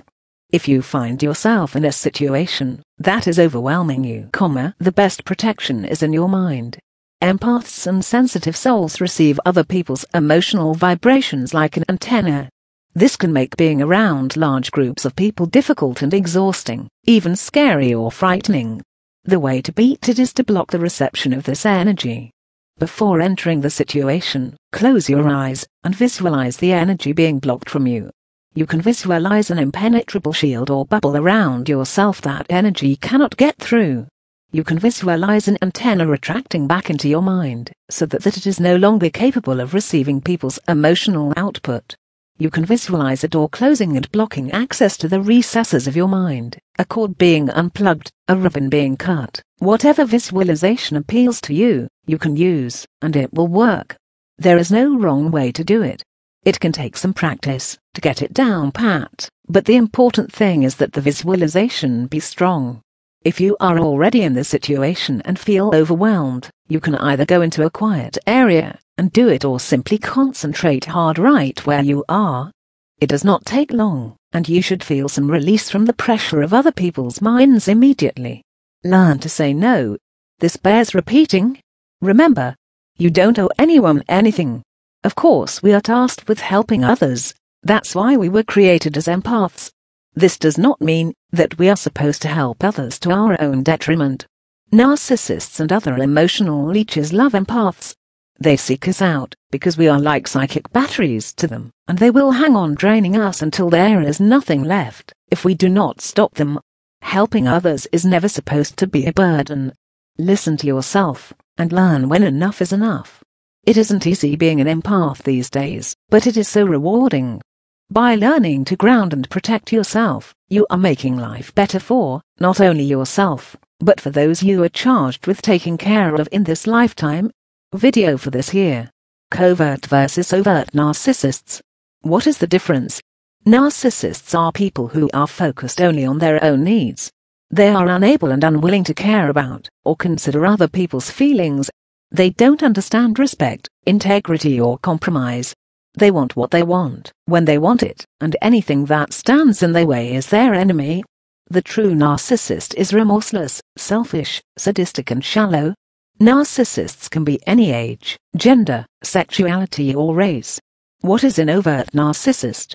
When we think of narcissists, we usually think of arrogant blowhards who believe they can do no wrong, or that they are God's gift to humanity.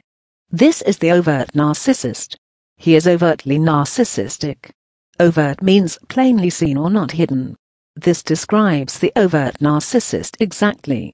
He is arrogant, egotistical and not afraid to toot his own horn. In fact, he revels in it and insists that everyone else should do so too. He may be sarcastic, sadistic, condescending, cruel and cold. This is not a sympathetic character. He will rage when challenged, and he insists that his needs be catered to immediately. Any and all individuality in a partner will be brutally cut out and replaced with his way of thinking. He is often a bully, a cheater, and it is not uncommon for him to engage in physical abuse of his partners. He believes he is entitled to literally anything he wants. This is the person who makes unbelievable statements of entitlement with a straight face. His selfishness is shocking and scary. He is often very smooth and seems to have things very together. This type of narcissist is very dangerous, but they are also very obvious. It is pretty hard to mistake this type of personality. They do everything but shove it in your face. Overt narcissists often perfect a smooth facade to attract partners or friends, but this facade generally crumbles pretty quickly because that huge, poisonous ego demands acknowledged now. Because of this, they are, in some ways, easier to avoid than their counterpart, the covert narcissist.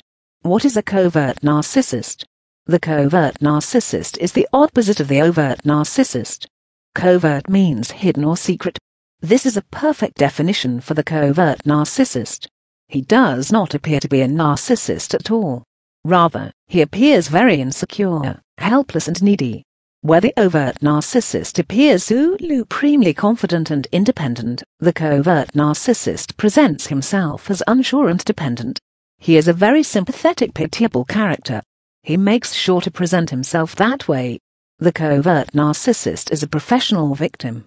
He has had the hardest life, the roughest childhood, the most terrible relationships.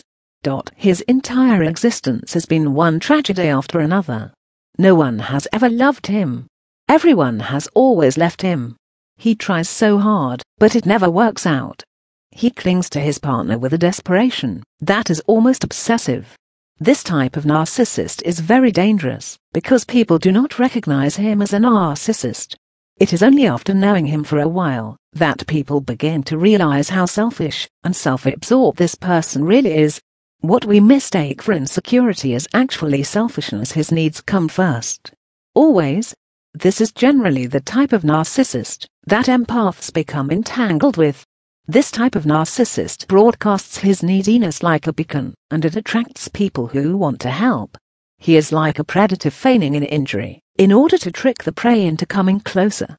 This type of narcissist is still a predator, and in some ways he is worse than the overt narcissist, because the overt narcissist makes his victims believe they need him, but the covert narcissist makes his victims believe that he needs them. Where the overt narcissist uses bullying and fear to keep his victim in line, the covert narcissist uses sympathy and guilt. This is much harder for victims to walk away from, especially because the covert narcissist appears so needy and unstable. What is the difference? Strictly speaking, there is not much of a difference between covert and overt narcissists. It is mostly a matter of degrees. The covert narcissist attempts to have his needs met differently than the overt narcissist, but his needs are basically the same and have the same importance. The only importance, as far as he is concerned. The covert narcissist may cry hysterically or threaten suicide instead of physically attacking his victim or threatening murder, but they are both sides of the same coin. In this scenario, both people are saying the same thing. Someone is going to die if you don't give me what I want. In extreme emotional situations, both types of narcissists can engage in physical abuse, and both can become hysterical or threaten suicide. This is because both the covert and the overt narcissist are really only facades anyway. This facade can be cast aside, if necessary, to expose the wounded, screaming child underneath, and in both people this core is the same. How they choose to present themselves has more to do with what their original personality was like before they received the narcissistic wound that made them what they are, and with what they have learned works as a successful manipulation. The overt narcissist learned early on that bullying works better for him, probably because it is more natural for his personality type, and the covert narcissist learned that guilt and sympathy work better for him, probably again because it is more natural for him. It can also have to do with which personality disorder the narcissist is afflicted with. We could then say that borderline personalities are more likely to be covert narcissists, whereas psychopaths are more likely to be overt narcissists.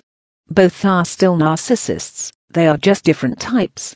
This is complicated by the fact that most people with cluster B personality disorders have more than one, which will result in different types of behaviors coming out at different times. For example, if a person has borderline personality disorder, narcissistic personality disorder and antisocial personality disorder, this person may show many signs of covert narcissism, but can also show signs of overt narcissism in certain situations.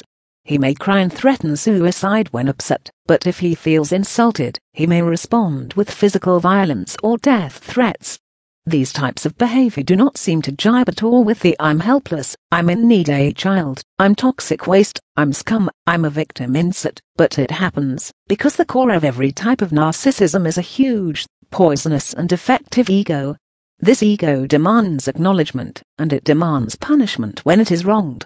In this regard, there is no difference at all. Video for this here. Are psychopaths actually narcissists? Anyone who has been unfortunate enough to encounter a psychopath will tell you that psychopaths are the most selfish people on the planet. They care literally nothing for other people. All they truly care about is what they want. Seeming to have no genuine feelings of their own, the psychopath is like an empty machine which can only fill its own wants and endlessly hunger for more. This is not so different from the way the pathological narcissist behaves. So how similar are they? What's the difference? The science. Both psychopaths and narcissists suffer from what is called the narcissistic wound. This is the defining injury to the psyche which occurred during the young psychopath or narcissist's development. It is the trauma or series of traumas that made them what they are. In the narcissist, the trauma occurred after some emotions developed. Before regulation of these emotions or empathy was learned. Therefore, we could say the narcissist suffers from too much emotion, rather than not enough.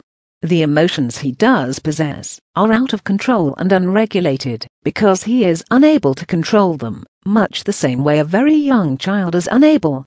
The narcissist's emotions are all self-focused, however, again like a very young child, and if he possesses empathy at all, it is generally maladaptive and dysfunctional. His few emotions are simply too important. They are the focus of his entire being.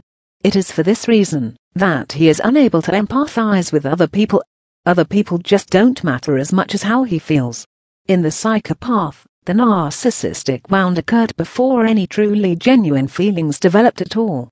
Therefore, for all intents and purposes, the psychopath has no real feelings. These feelings have never developed, and they never will. There is no empathy, dysfunctional or otherwise, even for himself. He may feel primitive variants of fear or anger, but many psychopaths don't even feel those. There is literally nothing there. They only feel physical feelings, such as when something feels good to the body, and they can become addicted to these things, because it is the only experience they have with real feelings. This is the dynamic we see at play with serial murderers and psychopaths that are adrenaline junkies. The difference in relating to other human beings. There are some differences between the psychopath and the narcissist, and there are many similarities. The main difference seems to be in interpersonal relationships. The pathological narcissist and the antisocial personality are both manipulators and both wear masks. However, the narcissist needs other people very much. The psychopath does not. Unencumbered as he is by the emotional baggage carried around by the narcissist, the psychopath can play out a role for a very extended period of time if he must. He can derive private satisfaction from his wrongdoings, without relying on external validation of how powerful he is. This is something the narcissist has a lot of trouble with. His true self always comes through in the end, because it demands acknowledgement, and it demands satisfaction loudly. His end goal is purely selfish. The psychopath's goals are selfish as well, but they do not rely on the validation of others. Because of this, his ego does not come into play the same way the narcissist's ego does, and the psychopath can remain hidden for never be revealed. The difference between psychopaths and narcissists, then, is one of degrees. We could say that a psychopath is an end-stage narcissist. When narcissism is taken to the nth degree, and the personality is so self-involved and self-focused that literally the only feelings which may occur are those aimed at making the self feel good, you have a psychopath. This is why there is so much overlap. Psychopaths are narcissists. Many narcissists have antisocial tendencies as well. The theory in healthy people, there is a level of narcissism, but it is not pathological. That means that it isn't inflexible. Healthy narcissism does not demand that others worship, revere, admire or give things to the person, just because the person wants these things. Healthy narcissism does not scream that it's being oppressed or abused, just because the person can't have what they want. People with healthy amounts of narcissism do not insist that others go without, so that they can have more. People with healthy amounts of narcissism do not insist that you must set yourself on fire to keep them warm, and that if you won't, you are abusive and uncaring. This graphic shows the whole narcissistic spectrum for human emotion and personality. As we can see, cluster B personality disorders are grouped beneath pathological narcissism. As seen in the above graphic, there is a theory which postulates that all cluster B personality disorders sit on a pathological narcissistic spectrum. Quote, "This is a theory which carries a lot of weight. The cluster B personality disorders are histrionic, borderline, narcissistic and antisocial. If we were to envision the spectrum of malignant narcissism, to start at histrionic personality disorder and end with psychopathy, we can see that there is indeed quite a bit of validity to this theory. Note that this particular spectrum does not encompass all narcissism, as the first one did. This second graphic measures malignant narcissism, or pathological narcissism. All of the cluster B personality disorders express some type of pathological narcissism. The further down on the spectrum someone is placed, the worse the pathological narcissism is, until we arrive at antisocial personality disorder, which is the complete absence of empathy or conscience. Notice that there is not a large gap between narcissistic personality disorder and antisocial personality disorder. This is because there is a great deal of overlap in these. It is interesting to note that most of the cluster B disorder do occur in clusters, that is, they rarely exist on their own. There is almost always another cluster B personality disorder that is comorbid. Many people will be diagnosed with HPD, NPD and BPD. Or they may be diagnosed with BPD, NPD and APD. This is another signal that the narcissistic spectrum theory is right on the money. There is more than one type of psychopath, and another interesting thing to note is that the further down the spectrum a person is placed, the fewer symptoms of the other cluster B personality disorders are present. You wouldn't expect a psychopath to go into the hysterical disease that borderline personality disorder is famous for, and most of them don't. This can probably be attributed to psychopaths having no true emotions. If a psychopath were to have such an emotional outburst, it would serve you well to investigate if it's an act first, before concluding that it's genuine. It probably isn't. Histrionics, borderlines, and narcissists feel cheated, overlooked, and discarded by the rest of the world. The psychopath just doesn't look at things that way. As the quintessential narcissist, it is impossible for the true psychopath to feel anything about or for other people at all. This usually includes anger. The idea that psychopaths are mad at the world is interesting but really a misnomer. They feel nothing for the world or the people in it. The difference between this and the narcissist is that the psychopath generally feels nothing for himself either, whereas the narcissist feels only for himself 95% of the time.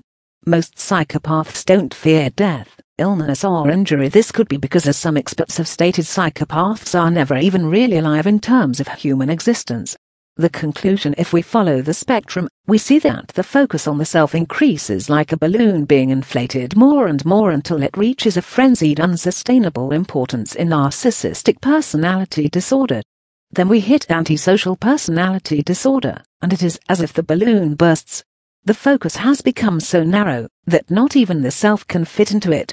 It is as if, rather than being a slave to the hungry, selfish, malfunctioning ego as the histrionic, borderline and narcissist are, the psychopath becomes the hungry, selfish, malfunctioning ego. The narcissist, histrionic and borderline are miserable because they are forever trying to silence and appease the ego, but they still exist outside of it. The psychopath is the ego. He is empty, but does not feel miserable, because those kinds of more evolved feelings exist outside of the primitive desire and selfishness of the ego, and he does not. Since all psychopaths are end-stage narcissists, we can therefore conclude that psychopaths are in fact narcissists, and that narcissists are in fact lesser psychopaths. Video for this here: Are narcissists and psychopaths evil? In today's society, it is very common to hear the term evil thrown around, but what does it really mean? If you ask 5 different people, you'd likely get 5 different definitions. For the purposes of this discussion, we are going to use evil as both a noun and an adjective. For example, we would say that a demon is evil in both senses of the word. A demon engages in evil behavior. A demon is an evil being. A demon therefore doesn't is evil. The word both describes them and defines them. Psychopaths and pathological narcissists often engage in evil behavior, but are they evil beings? Can people be evil? Evil in the real world: the word evil used to conjure up visions of devils and demons. Now, it usually brings to mind a more human breed of evil. More than one psychologist has flat out stated that some people are just evil. They are born evil, and they stay that way until they die. Nothing will change them, or make them better, largely in part because they don't want to be better. Evil is often the only way to describe a person whom psychology cannot explain. Jeffrey Dahmer is one such example. There were no terrible incidents of abuse in his childhood, no severe head injuries. His brain was examined after his death and found to be perfectly normal. There is no real scientific explanation for Dahmer's behavior at all. He was a mystery, psychologically speaking, to science, and even to himself.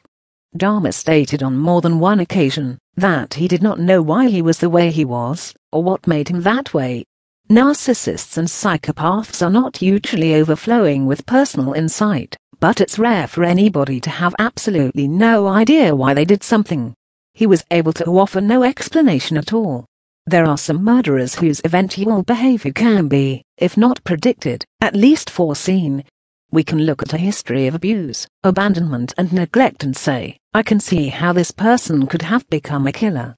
Dahmer does not fit into this mold. All things considered, he should not have become a serial killer. But he did. Why? Nobody knows. Dahmer is not the only example of this phenomenon, of course. He's a bit of an example, and his atrocities are common knowledge, but he is not the only, for example, by far. So how does this happen?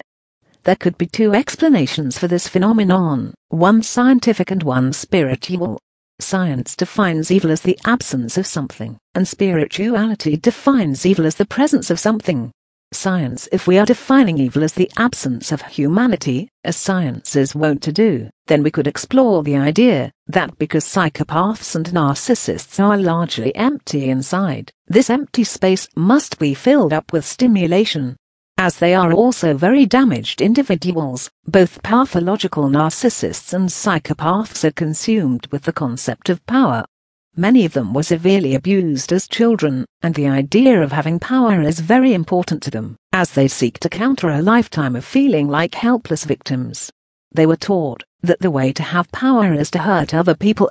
Therefore, the idea or process of achieving power is very important to the type of stimulation very dangerous individual on your hands. According to this definition, psychopaths and pathological narcissists are evil because they lack humanity. They lack many things. In fact, empathy, a conscience. Inside this theory is mostly sound as far as it goes, but for the people who do not have histories of abuse, it simply does not make sense. We can easily see how most narcissists and psychopaths are created. It is understandable that someone who is abused would spend a lifetime trying to get over it or striking back against it any way they could, and it is understandable that constantly hurting or humiliating a child will create an adult who is very angry and has no empathy toward other living things. It is therefore correct to assume that it is both nature and nurture which generally create the psychopath and the narcissist. Without the perfect storm of both environment and predisposition, people generally do not become psychopathic or pathologically narcissistic. What about the others, though? The ones who do not seem to have been created, but born that way. How do we explain that? These people do exist, and we don't understand why. Spirituality. If we are defining evil as a supernatural presence, as spirituality is wont to do, then we could explore the idea that because psychopaths and narcissists are largely empty inside, something malevolent simply moves into the empty space and begins exerting influence. The narcissist and the psychopath have malfunctioning defense mechanisms and are inherently weak. They would be an ideal target for a malevolent squatter. They are also less capable of insight, and very susceptible to distorted perception, flattery and appeals to vanity. This can make them easy to manipulate or trick, another thing which flags them as ideal targets. Lastly, most narcissists and psychopaths are disproportionately preoccupied with power. This often results in dabbling in demonology and similar things, making them more likely than others to blatantly invite a dark energy into their lives. A person with no absence within them may not be affected by messing around with something like that, but the psychopath and narcissist are far more susceptible. The spiritual theory of presence, though perhaps unlikely to many, would seem to explain a few things that science cannot, including the curious phenomenon of psychopathic children. the born psychopath. Science does not allow the labeling of these children. They cannot be considered psychopaths until they are adults. This has no bearing on reality, however. They are psychopaths and they appear to be psychopaths since birth. It's important to note here that there is no history of abuse with these children. Studies show that the parents of these cold children are as involved and loving as the parents of normally functioning children, but the cold child does not respond as the normally functioning child does. The cold child does not recognize or seem to care about the love he is being shown. It does not interest him. He displays sustained rages, continual aggression, calculated violence and calculated cruelty even at 4 and 5 years of age. He does not fear consequences or social ramifications, he is remorseless, and he lacks empathy completely. We could argue that children of that age don't necessarily understand empathy, and most people would argue that. However, the behavior of these particular children says differently. Calculated violence and cruelty display an active, conscious intent to cause harm. This means the child understands their actions are hurtful, and that being hurtful is the goal. This is both an acknowledgement and a denial of empathy. The child understands empathy, and chooses to reject it in favor of causing harm. Why? Because though he apparently understands empathy, he obviously does not feel it. These children have no emotional empathy, but as they mature, they develop the ability to simulate interest in people's feelings, a sort of cognitive empathy. They can say what other people feel, and recognize it after a fashion. They just don't care or feel it. They understand intellectually that people have feelings, but that is as far as it goes. Other people's feelings have absolutely zero value or meaning to them. This is identical to the way adult narcissists and psychopaths behave. The manipulative and calculating behavior seen in these children generally far exceeds what a child their age should be capable of engaging in, as well. There are many scientific theories for why these children exist at all, most involving hormones or genetics, but as of yet none have panned out. The current theories do not explain why some of these children do such terrible things while others don't, however, and certainly, hormones and genes do not even come close to explaining how a child under 10 years old is able to reason and calculate as if they are an adult. Perhaps science is just not going to be able to explain that. Science versus spirituality. If, as we said, science defines evil as the absence of something, and spirituality defines evil as the presence of something, this would seem to put the two theories at odds. But does it? Something can only establish a presence in an already existing absence.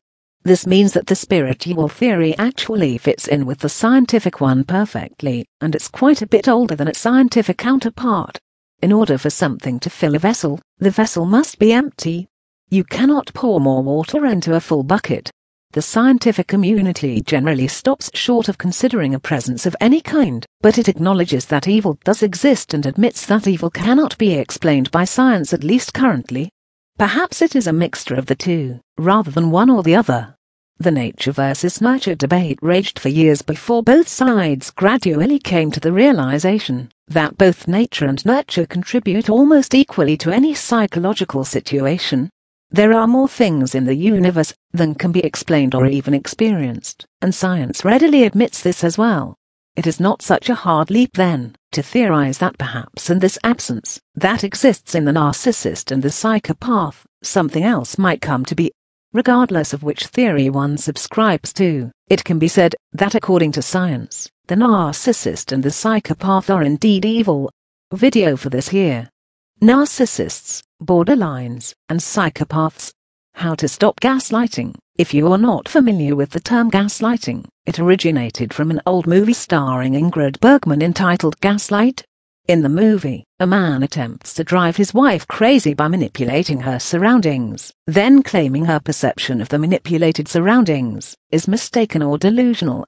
In the movie, when the lights dim, because of something he is doing, and she comments on it, he says the lights have not dimmed at all, and that she is delusional. In this same way, gaslighting is a type of mental abuse, where a person is manipulated into doubting their own memory, perception and ultimately their own sanity. It's a pervasive, insidious form of abuse akin to brainwashing, where one person attempts to basically override and control the other person's reality. This can range from simple denial of something. You remind the narcissist of something they did or said and the narcissist replies, "That never happened!" You are making it up. Right parenthesis to an elaborate staging of a situation designed to confuse and upset someone. You walk into your home after work, and there is a party happening. You ask the narcissist, "What is going on?" and the narcissist responds, "We had this party planned for a month. We talked about it all the time." What do you mean, you didn't know about it?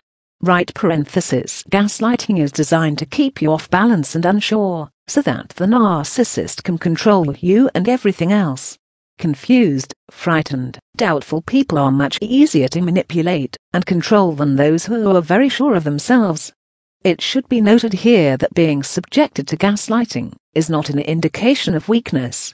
Anybody can start to doubt themselves and their perceptions when they are subjected to this horrible mind game for months, or even years on end, and anyone can be a victim of it. Gaslighting can also be more subtle and harder to define, which makes it even harder to detect or prove. For example, you ask the narcissist why they are being cruel to you. Instead of actually addressing that, the narcissist says that you don't care about them. Instead of insisting that the narcissist answer this very reasonable question, you start defending yourself, and then the point is lost. No one is talking about the narcissist's cruelty anymore. It has become all about you and what you are doing wrong. The narcissist insists that you don't care, listing a litany of complaints about how cruel and uncaring your behavior is. You become convinced the narcissist really believes this, so you begin overcompensating, trying to do things to prove you do care. The harder you try, the more the narcissist will deny you. The narcissist now sees that this can be used as a weapon to hurt you and manipulate you into doing what the narcissist wants you to do. The narcissist has won, and more importantly, the narcissist has avoided being taken to task over bad behavior. Gaslighting is a way for narcissists to dodge responsibility for their actions and to keep from ever having to answer for anything they've done. It's a way of saying the problem isn't me, it's you. Just saying that isn't enough. However, this tactic can only work if they can actually convince you that it's true. They use gaslighting in order to do that. If gaslighting is successful, if the narcissist can convince the victim that the victim is not caring enough, or too sensitive, or crazy, or that the victim is actually the abuser, the narcissist never has to answer for anything ever again. This is the crux of what the narcissist is trying to do.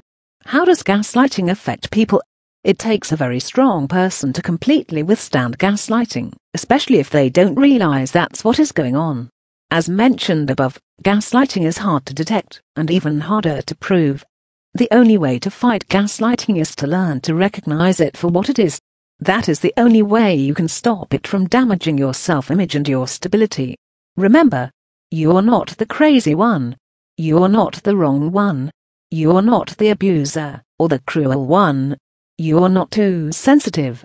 You are not uncaring or abusive, just because you are a human being who makes mistakes and has feelings. Remind yourself that your perception has always been fine until now. Remind yourself that no one but the narcissist accuses you of these supposed perception problems. Remind yourself that no one but the narcissist accuses you of being a liar, or an abuser, or too sensitive. Whatever the narcissist is trying to convince you of, remind yourself that no one but the narcissist sees it. Most importantly, don't lose sight of who you are. You know who you are. Don't let the narcissist take that away from you. Narcissists such as borderline, histrionic, narcissistic and antisocial personality disordered people are willing to sacrifice anybody for their own wants and needs. These wants and needs may fluctuate depending on what personality disorder the person has, but the end result is the same. They will sacrifice you in order to achieve these things. Narcissists want you to set yourself on fire to keep them warm. You say, "I'm dying!" I'm burning to death. And they say, "Well, I'm cold. Why don't you care that I'm cold? You selfish evil person, how can you be so heartless?" Your suffering is not important to them at all, and in some cases, it's actually the icing on the cake. All narcissists, regardless of which personality disorder they are afflicted with, have a cruel, envious core in their personality. They are jealous, they are hurting, and they want to destroy things they are jealous of. So there are times that being cruel brings them pleasure. You can sometimes even see it in their face. This is because narcissists want you to prove that you love them. It makes them feel safe, true, but more than that, it makes them feel powerful. To that end, they will never stop trying to make you prove it. After you jump one hurdle, there are 15 more waiting. It never ends, and if you were to set yourself on fire to keep them warm, this would be more proof that you love them, and more than that, it would be seen as how things are supposed to be. They are the special one, and you are supposed to sacrifice for them without question, over and over and over again. Borderline personality disorder people are especially bad about this. We often see the claim that borderlines are not narcissists. Make no mistake about it. Borderline personality disordered people are narcissists. They may have slightly different drives than narcissistic personality disordered people or histrionics, for example, but they are still pathological narcissists. Their end goal is still having their own needs met regardless of the cost to other people. Anyone who has had a relationship with a borderline personality disordered person can attest to that. A narcissist who feels safe can be a dangerous narcissist. They may then feel there is no reason not to do terrible things, because they are safe in the idea that you will never leave. Unfortunately, it is a trap that many people fall into, because when a non-personality disordered person is in a relationship, if our partner is not happy, and they say it is because of something we are doing, we tend to believe them. Why would they say it if it wasn't true? The sad truth is that narcissists need too much, and they do claim things that aren't true all the time. They need more and want more than anyone can possibly give them, and they are very angry that they aren't getting it. They are unreasonable, unrealistic, and they don't understand give and take. They truly believe that they should be given everything, and any insinuation that they should give is perceived as blasphemy. Respect, consideration, compromise. These are not words narcissists understand as applying to other people. If they have to destroy your perception of yourself or your very reality in order to get what they want, they have no problem with that. Are you being gaslighted? If you are not sure whether you are being gaslighted, here are a few things you can look for. If you are constantly second-guessing yourself, if you have the sense that you used to be a very different person, someone who was happier and more confident, if you have trouble making even simple decisions, if you are always apologizing to the narcissist, if you notice the narcissist making accusations or calling out behavior in you that no one has ever mentioned before, if you feel confused or crazy, and you don't know why, these are all signs that you may be being gaslighted. If you recognize any of these signs, please seek help or leave the relationship. How can you stop gaslighting? There are 3 stages a person goes through when they are subjected to gaslighting. These are disbelief, defense, and depression. Disbelief is defined as when the gaslighting first happens, and you just sort of dismiss it as a weird occurrence, or something that was out of character but isolated. You don't recognize what is happening, or if you do, you disregard it, because you have feelings for the narcissist, and don't want to acknowledge something they're doing wrong. Defense is defined as the period of time when you are defending yourself against the accusations or manipulation. This stage can last a long time. As in our earlier example, let's say you ask the narcissist why they are being cruel to you, and instead of actually addressing that, the narcissist says that you don't care about them. The narcissist might also say that you are imagining things, or that you are too sensitive, or any number of things designed to take the focus off of their behavior and put it on yours. The end result is that the conversation becomes focused on you and how you are actually the problem. You defend, implore, remind, beseech. You do everything you can to prove these things are not true. This is where it becomes dangerous, because though you are defending yourself, By doing so, you have agreed that it is a problem worth talking about. The narcissist has manipulated you into agreeing it is all about you. The more you try to defend yourself, the crazier it will drive you, and the more it convinces you that you really are the problem. If the narcissist would only see the truth, if you keep trying, the narcissist has to admit it, has to see it, has to believe it. Right? Wrong? They don't. And they never will, because they don't want to. This is probably the hardest thing for those who love a narcissist to understand and accept. They do not want to see you as a good person. They don't want to believe you, and they are never going to. They want you to be just as horrible as they believe they themselves are, and they will do absolutely everything they can to prove that you are. It's a vicious cycle, and the only way out is to stop participating in it. Depression is when you have stopped defending yourself against the manipulation and just give up. You allow the narcissist to control your reality and suffer more every day, for no other reason than because a sick, miserable, disordered person wants you to be just as miserable, sick and disordered as they are. This doesn't have to happen. You can learn to defeat gaslighting by not participating in it. Don't allow the narcissist to control the conversation. Make them stick to the topic or stop the conversation.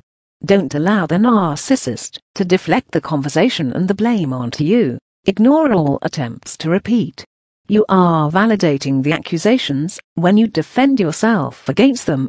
Ignore them. Don't continue the conversation when gaslighting is occurring. Calmly tell the narcissist that you know things did not occur that way and walk away. Gaslighting can only work if you let it work, and you don't have to anymore. Video for this here. Narcissists and psychopaths. Surviving the smear campaign. What is a narcissistic smear campaign? If you've ever been unfortunate enough to be targeted by a malignant narcissist, then you know what it is. But for those of you who don't know, a smear campaign is when the narcissist attempts to cause you problems, turn other people against you, and basically ruin your life with lies. They might tell other people you are crazy, that you are abusive, that you are a whore, that you are a drug user, a bad parent. Whatever is the exact opposite of what you actually are. It's important to pay attention to exactly what lies they are telling, because within these lies is the reason they are doing it. Whatever they are trying to destroy about you is the thing they are jealous of. For example, if they are telling everyone you are a bad parent, it is because you are seen by the narcissist as a better parent than they are. This cannot be permitted, so they attempt to destroy that perception of you. If they are saying you are abusive, this is because they know they are the abusive one. They are attempting to hide that by destroying the possibility that anyone could see you as the victim. They also would dearly love to be the victim, but they know they are not. So they lie. These lies are also projections. They are the narcissist taking the way that he feels, or what he is, and saying it is how you feel, or what you are. If you want to understand the narcissist's language, reverse the pronouns. Whatever the narcissist is saying about you is what is actually true about himself, or what he fears is true about himself. You are abusive means, I am abusive. You are a bad parent means I am a bad parent. The kids love me more means the kids love you more. Statements they make about your feelings toward them can often have a double meaning. For instance, you hate me means I hate you, and it also means I hate myself. You wish I was dead means I wish you were dead. Quote, and it also means I wish I was dead. Nobody escapes the narcissist's wrath, least of all himself. He's got plenty to go around. Why do malignant narcissists engage in smear campaigns? Narcissists engage in a smear campaign for two reasons. The first is that he is jealous of you for some reason. If you have a lot of friends, or if people like you, if you have a very loving, supportive extended family, he is going to try to ruin that. No one likes him, and no one loves him in his estimation, so if he can't have friends or family, nobody should have friends or family. instead of realizing that he has no friends or family because of his own behavior, and then working to be a better listener, to be more trustworthy, and less incredibly selfish. In order to gain more friendships, he simply decides that people dislike him because the world is unfair to him, and therefore, he is going to right this egregious wrong perpetrated against him by deciding that it's unfair for anyone else to have something he cannot have. Why should the world only be unfair to him? Then he works to destroy these things for the other person. It is his idea of justice, in a very real sense. For example, when asked why he would want to make people dislike a person he claimed to care about, a narcissist said, "Because you need to know what it's like not to be liked." Quote, the callousness and selfishness in that statement is really unbelievable. When it was pointed out to the narcissist that if he had to come up with lies in order to try to make people dislike someone that proved the person didn't deserve it, he simply shrugged. Why should I be the only one? They just want to spread the misery, even to the people who love them, especially to the people who love them. Remember, the narcissist views himself as so broken and terrible that the very fact a person could love him must mean something is very wrong with that person. Because of this, he feels the people who love him must be broken and terrible too, and they deserve abuse and punishment. This is the second reason they engage in smear campaigns. It is quite literally to make you miserable. They want you to be unhappy, because they are unhappy. In the end, it's really no deeper, or more complicated than that. The world is unfair to them, so they will be unfair to you. It is very important to realize that to them, this is not unfair. It is justice. This is why they often never stop, unless they are forced to stop. They really cannot see that their misery is all their own fault. No one likes people who are cruel, who are liars, who are phonies, who are instigators, who are childish, and petty and vindictive and abusive. The malignant narcissist is all of these things, but he cannot understand the way that other people see him. He really believes he deserves everything he wants, and that the world is against him. Maybe it is, but not unfairly. If the world is against him, it's because people universally dislike someone who is selfish, cruel and hateful, who will stop at nothing to hurt or destroy other people. This is one reason it is so hard to get a narcissist to see what he is doing wrong. He doesn't think he is wrong. As far as he is concerned, you are wrong for daring to have more people who love you than he does, and you deserve to have that taken from you, because you flaunted it in his face. You might say, "But I didn't." Oh, but you did. Your life, your very existence is flaunting it in his face, and he will not rest until you are taken off that pedestal and brought back down to reality. Sound ridiculous? Not to the narcissist. To the narcissist, it is very real, and he lives it every day. This is what you are up against. An obsessive mind enraged with jealousy who takes your very existence as a personal attack and a personal insult. How do you counteract a smear campaign? I wish I could tell you that you don't have to, that people will not believe the narcissist's lies, but unfortunately, this is just not the truth. Some people will. And it often seems that the bigger the lies are, the more people believe it. Maybe they just can't believe somebody would make that up, so it must be true. This can also work the opposite way as well. Take the situation of the physically abusive narcissist. Every time he hits his wife, she tries to call the police. The narcissist then begins punching himself in the face and says, "Go ahead and call them. I have marks on me, and you don't. We'll see who goes to jail, me or you." The wife then hangs up the phone. She feels the police will not believe a grown man hit himself like that, and she will be arrested instead. Sadly, she's probably right. Who would believe that? Who even does that? It sounds completely, totally absurd, a story no one would ever believe. The narcissist knows that. He uses that. When we are tempted to believe these behaviors are out of the narcissist's control or something they cannot help, we should remember the calculated planning involved in that story. That is a true story. Narcissists know exactly what they are doing. They are doing it on purpose, in a very calculated way, so that they can continue to get away with the horrible things they do. The physically abusive narcissist did not want to go to jail. He wanted to keep beating on his wife, and he would have been perfectly happy to let her go to jail for something she did not do, in order to save himself. If it comes down to a choice between you and the narcissist, or anybody and the narcissist is going to choose himself every time. The best you can do is ignore a smear campaign. This doesn't sound like much, and it isn't, but unless you can prove that it is the narcissist saying these things, and that the things being said are not true, there is nothing you can do except make sure you never appear to be what he says you are. If you can prove it, do so. Go to a judge or the police, or whoever there is to go to where you live, and show them. Take whatever legal or civil action you can, and pursue it as far as you have to. Remember, you are dealing with pathological obsession and jealousy here. It probably will not just go away. Stay away from the narcissist. Have no contact with them.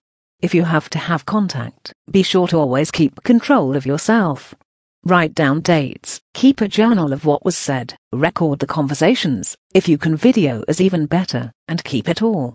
Keep a journal of the things the narcissist is saying about you to others, as well. If he says it on social media, or in text messages, or if other people text you, or private message you about it, take screenshots. Keep a record of what he is doing. It is your only proof and the only way to fight. Video for this here. How to deal with a borderline, narcissist, or psychopath borderline personality disorder. Narcissistic personality disorder. Antisocial personality disorder, also known as sociopathy or psychopathy. If you have anyone in your life with these diagnoses, you already know how difficult dealing with them can be. Difficult isn't really the right word. Horrible might be better. Impossible is another. They are malignant narcissists, and can be cruel, provocative, and abusive. However, there is a method that can help. The key, the most important thing to remember when dealing with any of these personalities, is they seek to control you, the conversation, the outcome, everything. Everything they do and say is designed to that end. It is their only real argument and their only real point. They can argue one side of an argument one day, and then argue the exact opposite the next day with no cognitive disturbance about it all. One day it's an argument because you didn't do something. The next day, it's an argument because you did do the exact same thing. There is no rhyme or reason to it, and no way for you to be right. This happens because they don't really have a side. Their true goal is the argument itself and provoking you into it. This is the key. The method, it needs to be said, that no contact is the best method of dealing with any of these personalities. Sometimes it isn't possible, and when it's not, other methods are necessary. So how do you argue with a borderline, narcissist or a psychopath? You don't, in a manner of speaking. Their power lies in their ability to create drama, trauma and emotional upheaval.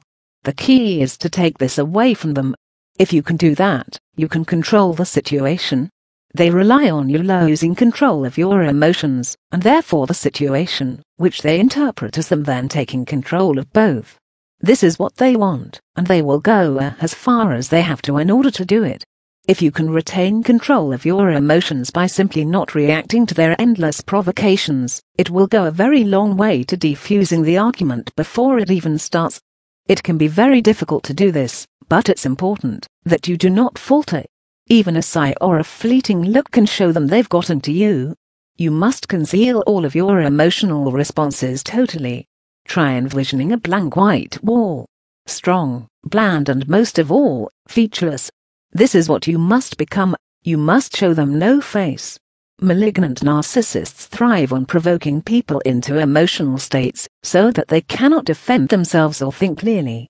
They endlessly insult, provoke, sidetrack, derail, and stall until the conversation is hopelessly broken, and there is nothing to gain from it. A conversation with one of these people can escalate from 0 to 60 in one sentence, because many times the things they say are so out of line, so disrespectful, so insulting and cruel, that it is impossible to continue at all. If this weapon can be taken from them, they have nothing else. No side, no rationale, no logic, and no point. The conversation will in all likelihood stop right there, when they see they cannot provoke you into losing control, or beat you into a retreat. Setting up boundaries. Setting up boundaries is also very important and a great tool for managing interaction with a malignant narcissist. Remember, the malignant narcissist in your life wants to argue.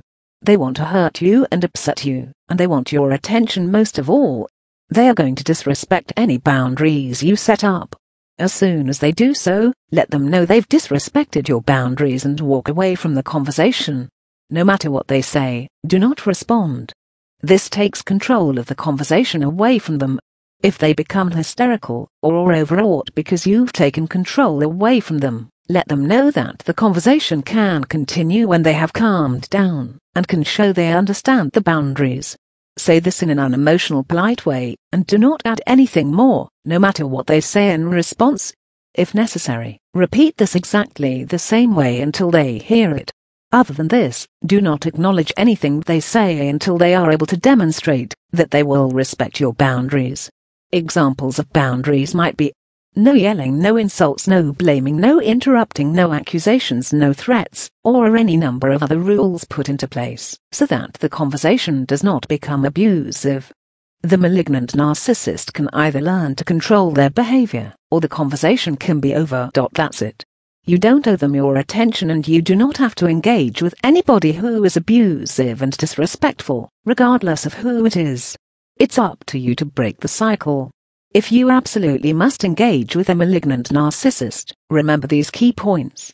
Do not engage in conversations that aren't absolutely necessary. Do not react to their attempts at emotional provocation at all. Do not acknowledge baseless accusations. Do not allow them to sidetrack the conversation. Ignore all attempts to do this. Do not respond to attempts to project or flip the situation around to you. Do not respond to insults with your own insults.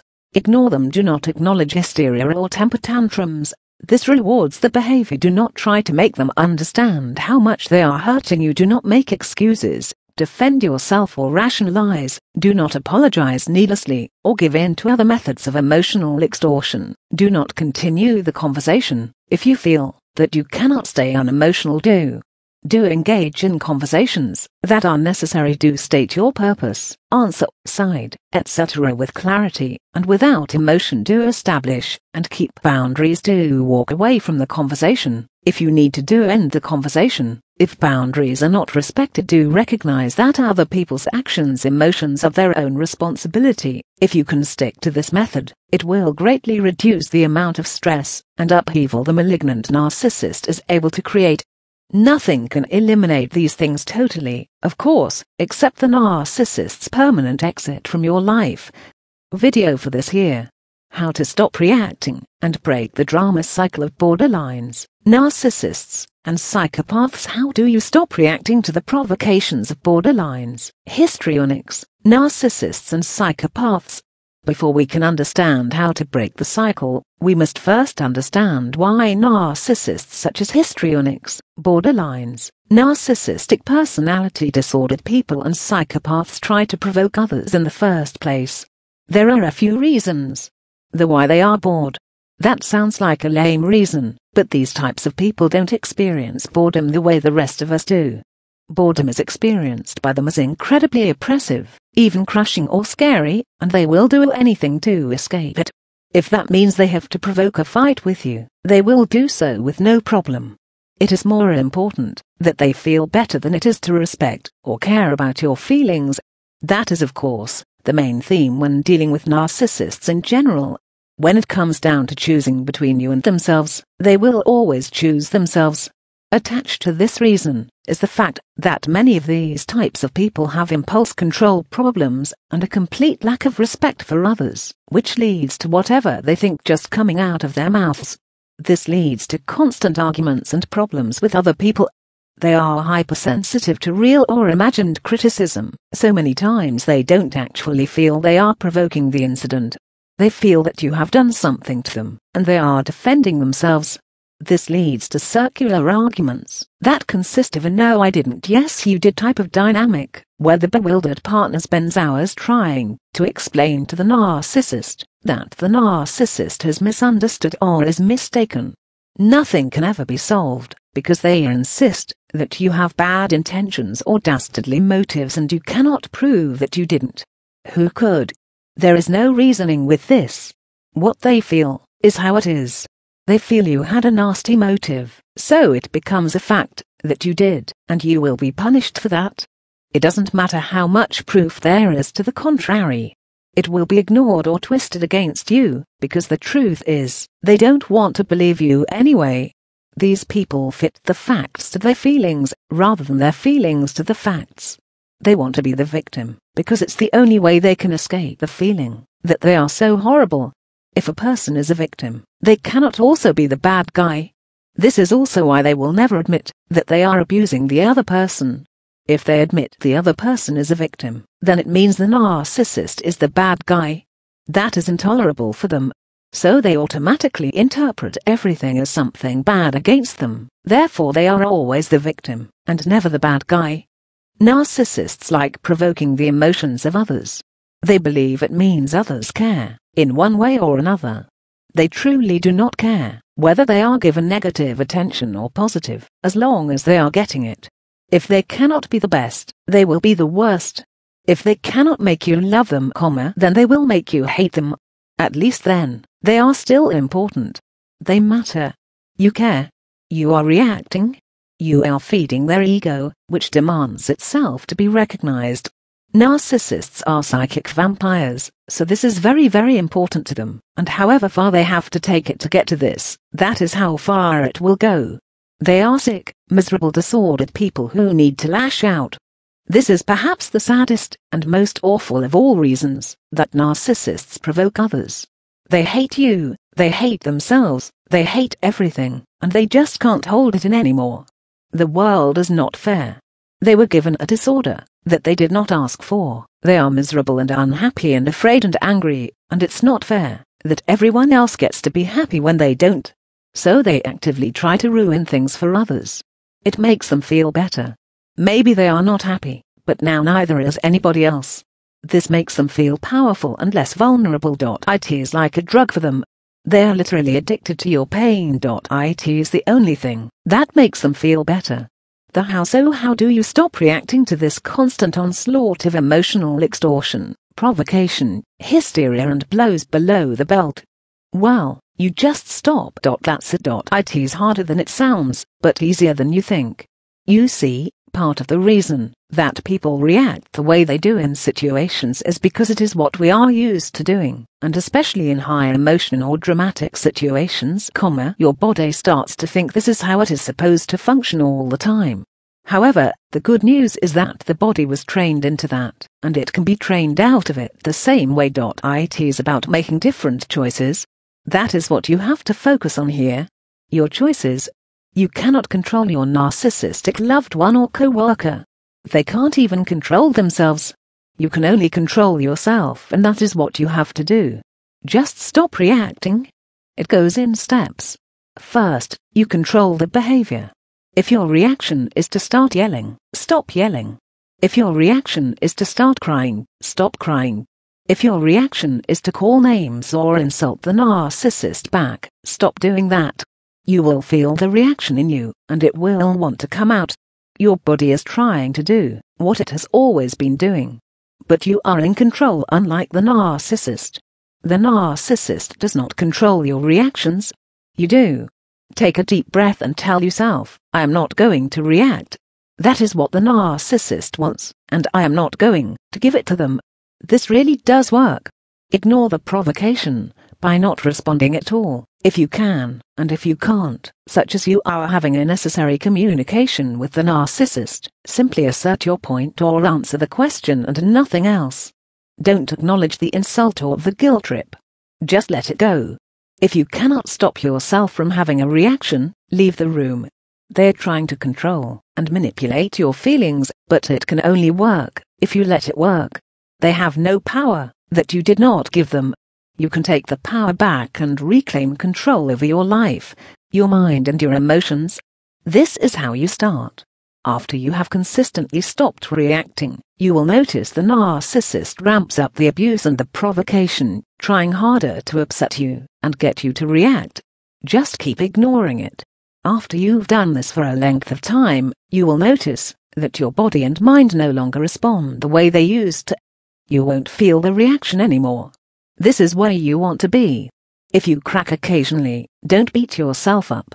These people are masters at manipulation. The important thing is to react less and less until you don't react at all. And remember, it does not mean you don't care.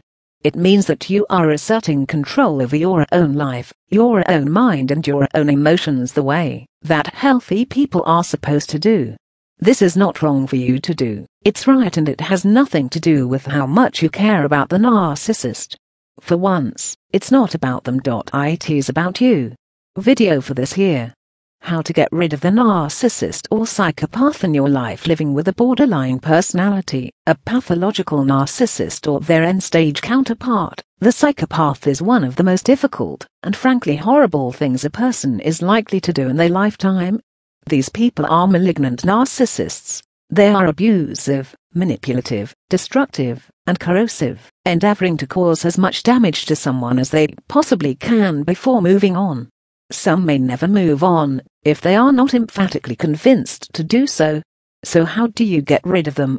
The key lies in understanding what drives the borderline, the narcissist and the psychopath, to fixate on someone in the first place. The why. The first thing to understand is that even though the underlying trauma that created the malignant narcissist might be very complex, the malignant narcissists themselves are not. These are simple personalities, and very childlike in their desires and needs. They are driven by envy and boredom, in that order. That's it. If we were to look at these personalities as the sort of adult equivalent of a 2-year-old that is taking another child's toy, in order to make that child cry, we see a very good metaphor for how they work. And how do you stop this behavior in children? You stop encouraging it. This is what you must do with the adult malignant narcissist in your life. Stop encouraging the behavior. If the 2-year-old in our analogy can no longer provoke the emotional response he is looking for, or if the object of envy is gone, he will stop his behavior in very short order and move on to something else. The same is true with malignant narcissists. They seek to control others through provoking emotional responses, and through destroying things they envy. If you simply stop responding, you take their control away. This is extremely important, so it bears repeating. If you stop responding, you take their control away. How do you do that? The answer lies in 2 words. Be boring. It sounds simple, and it really is. Malignant narcissists such as the borderline, the pathological narcissist and the psychopath crave upheaval, emotional fireworks, drama, and excitement. They attack and abuse out of boredom and envy. Don't give them anything to envy, and stop responding to their attacks. The latter in particular can be very difficult to do. These people have honed their attacks and abuse to be very, very effective. It cuts their loved ones to the quick, like an arrow in the gut. They are masters at inspiring rage or extreme anxiety in other people with just a few short phrases, and some can do it without even saying a word. They are counting on this. This reaction is exactly what they want, so don't give it to them. Be boring. Be beige. Envision a grey rock in your mind. How would a grey rock respond to the malignant narcissist's abuse? Aha! Exclamation point. That's a trick question, because it wouldn't. It would sit there, inflexible and serene. In a word, boring. Be a grey rock, or a blank white wall. Ignore threats, hysteria, insults or whatever else is said. They're just words anyway. Respond when you must, but never in an emotional way. Attack that must be responded to. Why did you spend $50 out of the account? You are so irresponsible, stupid, careless, selfish, etc. Non-emotional response. I had to buy groceries. Attack that must be responded to. When are you ever going to let me see my kids after now that we are divorced? You just want to take them from me and turn them against me. You are a horrible mother, father. Non-emotional response. You can see our kids. That's it. In a very controlled voice, with no emotion at all. Don't defend yourself. Don't apologize. Don't give excuses. Don't insult in response. Simply answer the question and leave it at that. The malignant narcissist will undoubtedly continue for a little while in this vein, to attempt to provoke a response out of you, stepping up the insults and using things he knows will hurt or anger you. Don't give in. Only respond if you must, and then only in a polite and disinterested way. Do not allow emotions to become a part of the conversation in any way. Don't argue. This does not mean give in to everything the malignant narcissist wants or says. By all means, stick to your guns and state your side, if you really have to, but don't argue. It's a pretty safe bet that he does not know how to handle a person who does not become enraged or hurt by his style of arguing, so if you absolutely must respond, be that person. Right parenthesis. Remember, this has always been a two-way street, even if it didn't seem to be, with the malignant narcissist taking and you giving. By controlling your own emotions, you are able to take control away from the malignant narcissistic personality in your life. Envy is a little trickier. It has more to do with who they are as a person. Malignant narcissists such as borderlines, pathological narcissists and psychopaths envy other people many things, because inside they know that they are not truly a real person. If somebody has a talent or a good quality, the malignant narcissist endeavors to take these things away from that somebody. They will do whatever they can to destroy or disrupt it, and they delight in doing so. The trick here is to hide it from them, so they cannot do that. They are also simple creatures, and they are attracted to anything shiny and pretty. Unfortunately, with the malignant narcissist, attraction means envy, which means attempts to destroy. Quote, how do you stop giving them things to envy? Be boring. Now, you might say, but he already says I'm boring, lame, not exciting. How can this work for me? Simple. Because he lies. If that were really true, he would have already moved on. He is simply trying to destroy your confidence and crush your good qualities. He is also projecting onto you what he thinks and or fears about himself. Don't listen to him. The bottom line with any malignant narcissistic personality, be they borderline, pathological narcissist or psychopath, is this: he is the uncontested king of needing constant stimulation. If he stays with you, you are not boring. No matter what he says, there is something, some spark about you that caught his attention in the first place, and which keeps him hanging on. So stop doing all the things you did that attracted the malignant narcissist in the first place. Don't be funny. Don't be outgoing. Don't be passionate. Don't be emotional. Don't be smart, pretty, charismatic, or exciting, and above all, don't argue. Just be a grey rock. This, of all things, will cause him to lose interest the fastest. Malignant narcissistic personalities do not experience boredom in the same way normal people do. It is experienced by them as incredibly oppressive, even terrifying in some ways, and must be avoided at all costs. So pile on the boredom and watch what happens. Is this fair? In a word, no. It's not. No one should have to hide all of their good qualities and dramatically change their personality to become a grey rock just to get away from another person. However, since you are reading this, you've probably already figured out that the malignant narcissist is not interested in fairness at all. He's interested in controlling other people and using them for his own personal entertainment and validation, by needlessly upsetting, torturing, and abusing them. That's it.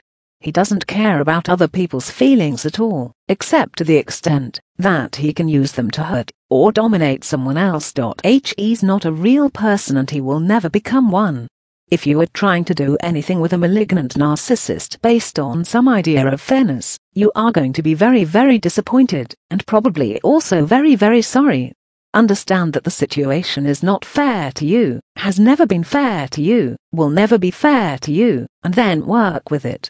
It's the only way it can be successful. Otherwise, you will find yourself locked in a power struggle with the malignant narcissist until the end of time, with him using that sense of equality against you non-stop.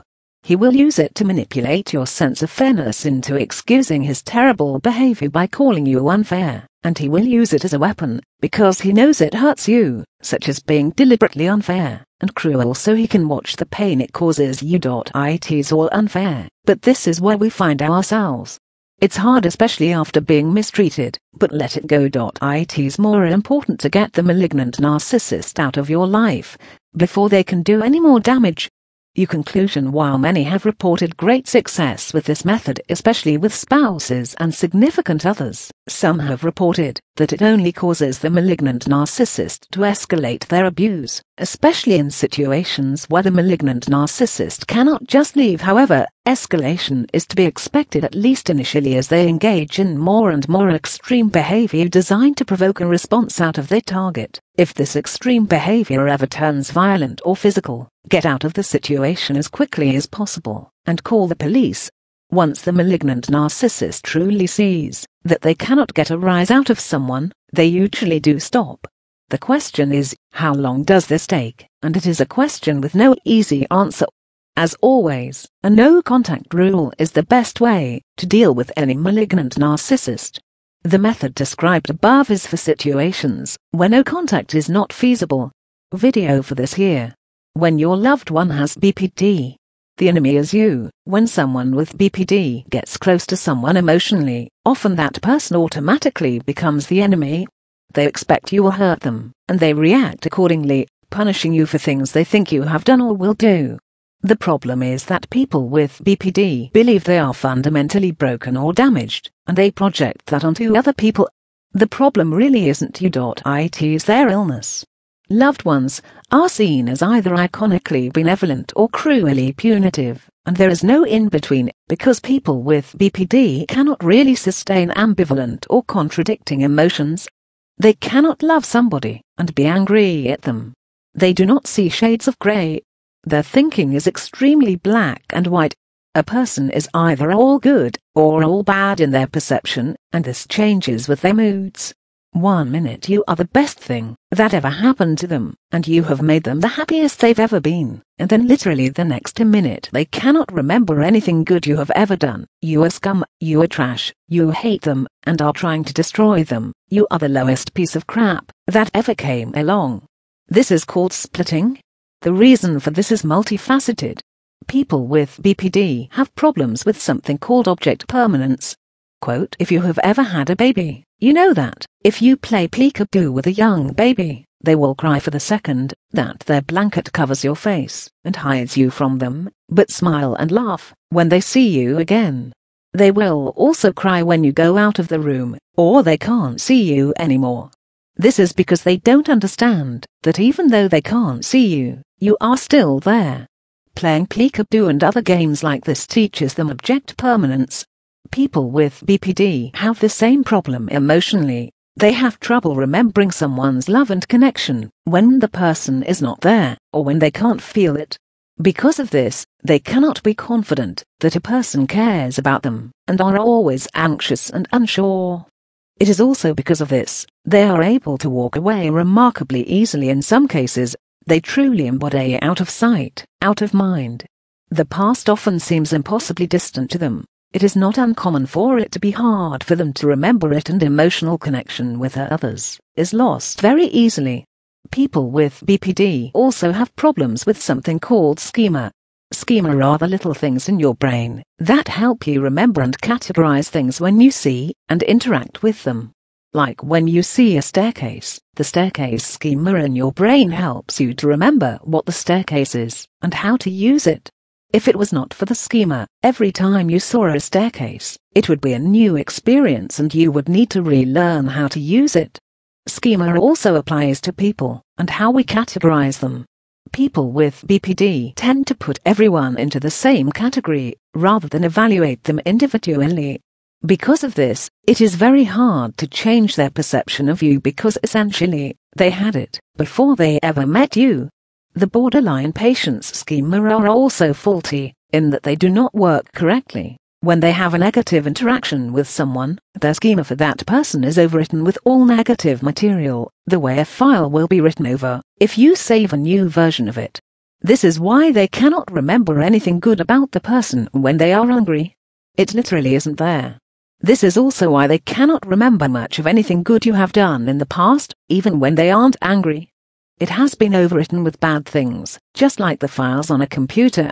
Complicating things more for the borderline patient is that often, when something good happens, so, if the borderline patient perceives all people as bad, and someone does something good, it does not register with them at all, or it is perceived in a negative light, even if they have to really stretch and distort things to see it that way. This is known as fitting the facts to their feelings. Normal people fit their feelings to the facts. Example: non-BPD person hears the question, "Is that the dress you are wearing to the party?" from her husband and answers, "Yes, it is." The question is heard as it is spoken, or as just an inquiry. No feelings are involved in answering or interpreting the question. BPD patient hears the question, "Is that the dress you are wearing to the party?" from her husband and answers, "Why? What's wrong with it? I look bad in it, right? I look fat, right? You are always insulting me. I'm never good enough for you."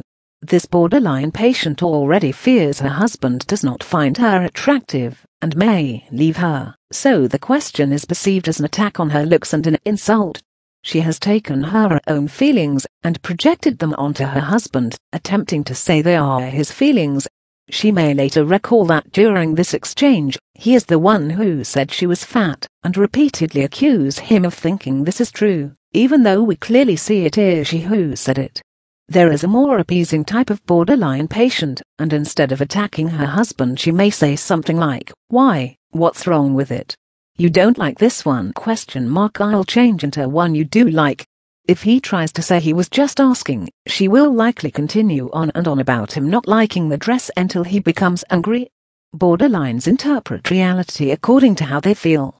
Situations that aren't threatening are perceived by the borderline patient as threatening, because the borderline patient already feels threatened. Comments which aren't hurtful or rejecting are perceived by the borderline patient as hurtful and rejecting, because the borderline patient already feels hurt and rejected. This is why, no matter how much care is taken not to upset a loved one suffering from BPD, it is never enough. You can't not upset them. They are already upset. The other reason you are the enemy is that people with BPD must always be the victim. Their illness precludes them from taking personal responsibility for themselves and their lives, or even understanding what personal responsibility really means. Indeed, they expect to be taken care of. It is always somebody else's fault, because their defense mechanisms are in place to protect them from being hurt or blamed. If they have to take responsibility, this means they are not the victim, and this cannot be tolerated. When it comes down to you or them, they will always choose themselves. Always. Sadly, their illness creates a situation where any other choice is not possible. Therefore, you are the enemy, because they feel bad, and it has to be somebody's fault. It can't be their fault, so it must be yours. Most people cannot comprehend the selfishness of someone with BPD, unless they are among those who have lived with someone with this disorder. This is not the borderline patient's fault, but for the family, it is very hard to live with. Nothing matters to them but themselves when they are upset. It's not a question of not caring about other people's needs and well-being. The borderline patient is just not wired that way. It never even crosses their minds when they are upset. Afterward, they may be very guilty and very remorseful, even to the point of being suicidal. This may be one of the only differentiating characteristics between BPD and narcissistic personality disorder. The borderline patient is capable of remorse. The narcissist is not. When you tell the borderline patient how their actions have affected others, they cannot understand what you are saying, and even if they do, it is not something they feel they can control. If they have to hurt another person to get what they think they need, they will do so, because they are so fragile emotionally they feel under attack by everybody all the time. In their eyes, it is self-defense. The borderline patient sees things in an extremely distorted way. They often believe things that are not true, and they will continue to believe these things, even when the facts in front of them spell out the complete opposite. No amount of arguing, persuading, reasoning, or logic will change their mind. As stated before, the borderline patient interprets the facts to go along with how they feel, often claiming that people have done or said things to them that have not been done or said. One of the hardest things people living with borderline patients may find is that any attempts to change the subject or talk about someone else's feelings is perceived as rejection, and that the other person doesn't care. Attempting to call them on the things they've done to hurt others routinely ends up with the borderline patient sobbing that these things are just being said to upset them. This type of response hurts loved ones very badly. It is extremely dismissive of their feelings. Indeed, it implies they have none, or that their feelings only matter as far as they affect the borderline patient. The borderline patient says this because they simply cannot see anyone else's feelings as real. It isn't really a manipulative device to hurt their loved ones, not directly. Borderline patients believe that these things are being said for the sole purpose of making them feel bad, because they don't understand that other people really do have feelings just like they do. Therefore, they cannot conceive of hurting others, especially when they are upset. This is some of the overlap with narcissism that we tend to see in BPD. People with borderline personality disorder have trouble sustaining ambivalent emotions. When the borderline patient is angry or hurt, they cannot remember that the person they are angry with cares about them, and that they care about that person. This is how they are able to do and say such terrible things. Because in that moment, they really don't love the person. They are perpetual victims who repeatedly orchestrate situations in which they will make another person angry at them, then use that situation to further their belief that they are the victim, because now someone hates them for no reason. Then they feel victimized. They are being victimized for sure, but it is by their disorder, not their loved ones. Sadly, many borderline patients cannot see how their behavior looks to the world. Most lack insight and have no understanding of why others feel about them the way they do. To the borderline, it really does feel like people are angry at them for no reason. This is a terrible shame, because if they cannot see it, they can never stop it. The biggest hurdle families face having a loved one with borderline personality disorder is that even though the borderline patient's loved ones know how much pain the borderline is in, and they understand that he or she cannot help the way they act after years of being exploded on, screamed at, accused, harassed, threatened, exploited, manipulated, emotionally blackmailed, physically assaulted, and having their possessions repeatedly destroyed for essentially no reason, it can be very hard to care anymore about how the borderline patient feels. People have their limits. Spouses, children, siblings, and even parents may carry around great anger or resentment toward the borderline patient for constantly disrupting the peace in the home, and for constantly provoking or abusing the other people in the family. They may even hate the borderline patient on some level. This is, of course, exactly what the borderline patient was afraid of all along, and they are often completely unable to see that they've caused it with their own behavior. Loved ones can try to counteract these feelings of resentment by remembering that it is not the loved one that they hate, it is borderline personality disorder. BPD is the bad guy here, and the borderline patient is just as much of a victim of it as the loved ones are. It can be very hard to remember this when faced with a screaming, shrieking, hysterical family member, but it's true. Most of us would rip BPD out of our loved one's brain with our bare hands if we could, but we can't. We can only try to remember that the disorder is hurting them just as badly as it is hurting us, and more. Why therapy often doesn't work for borderline personality disorder. This should be prefaced by stating right away that many people suffering from BPD find therapy works very well for them. That's wonderful, but unfortunately, it is not that way for everybody. This article looks at some of the reasons why therapy can be so difficult for some borderline patients. Therapy requires a commitment to wellness and an understanding of their disorder from the patient. Because personality disorders are so thoroughly entrenched in the way a person thinks and perceives things, people suffering from BPD often cannot see their disorder. To them, it literally looks like everybody else is the problem. They truly believe that things did happen the way they think they did, and they truly believe they are a victim. In fact, they are a victim, but not in the way they imagine. They are a victim of their illness, not somebody else's perceived cruelty or indifference. They are often master liars and manipulators, and even the most astute observer cannot detect their lies. Why? There is no lie to detect. They really believe what they are saying. One of the biggest issues you find dealing with people with BPD is misperception. They often will not remember things the way you do at all, especially when it comes to stressful situations. They will accuse you of saying things you didn't say, or doing things you didn't do. There is no talking them out of it. They truly remember it that way. The best explanation for this is that most normal people fit their emotions to the facts, but people with BPD fit the facts to their emotions. In other words, a normal person will see that you have been cruel to them, and they will emotionally react accordingly with hurt feelings, anger, etc. A person with BPD is already angry or hurt, so they perceive that you have been cruel to them, even if you haven't. This is extremely difficult to deal with, because nothing you say or do makes any difference at all. They see rejection and abandonment in everything you say. There is no reasoning with this, because this is not reasonable or rational. The problem is that, when a person with BPD gets close to someone emotionally, the other person is automatically seen as a threat, as an enemy. They expect they will be hurt, and react as such, punishing their partner for things they have not done and would never do. This translates to therapists, too, and it is one of the reasons that therapy often does not work. Therapy will never work when the patient sees the therapist as an enemy, or as someone who is trying to hurt or trick them. Another barrier to treatment is that many therapists and doctors will just not treat people with BPD, because these patients are so difficult. Other well-meaning, but misguided therapists diagnose a less stigmatized illness and treat that, which results in less effective treatment.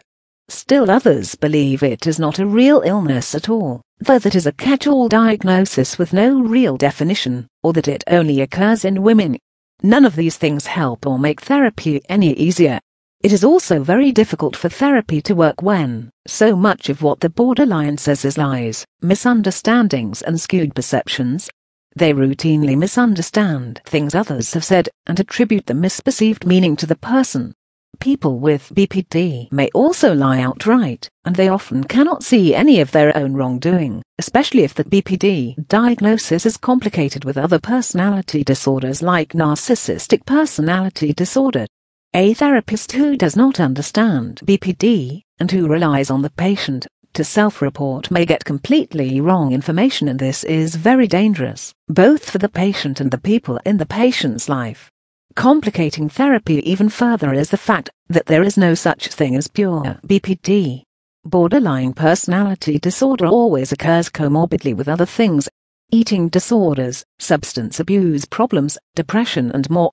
It's not uncommon to find that a borderline patient has other personality disorders as well, often more than one.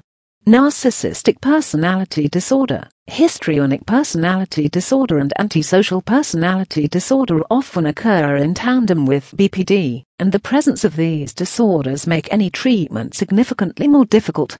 The presence of narcissistic personality disorder in particular can make successful therapy almost totally impossible. Perhaps the biggest obstacle for therapy is that therapists just don't see the borderline patient the way they really are. Therapists see them in a very controlled environment for a very short period of time, where all the attention is focused on the borderline patient. Borderline patients have the most difficulty when they feel abandoned or rejected, so a therapy session, where 100% of the focus and attention is on them, is not usually an environment where they will be triggered.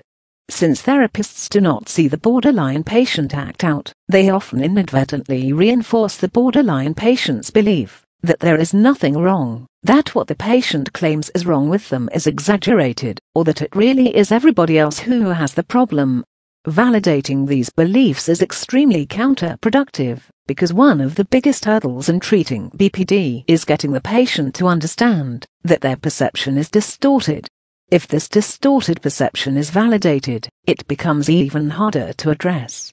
Overall, the outlook for therapy for BPD patients can be very positive if it is handled correctly, and if the borderline patient truly wants to get help.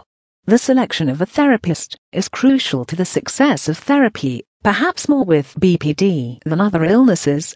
There are a lot of excellent therapists out there, but there are also many therapists who do not understand BPD or personality disorders very well.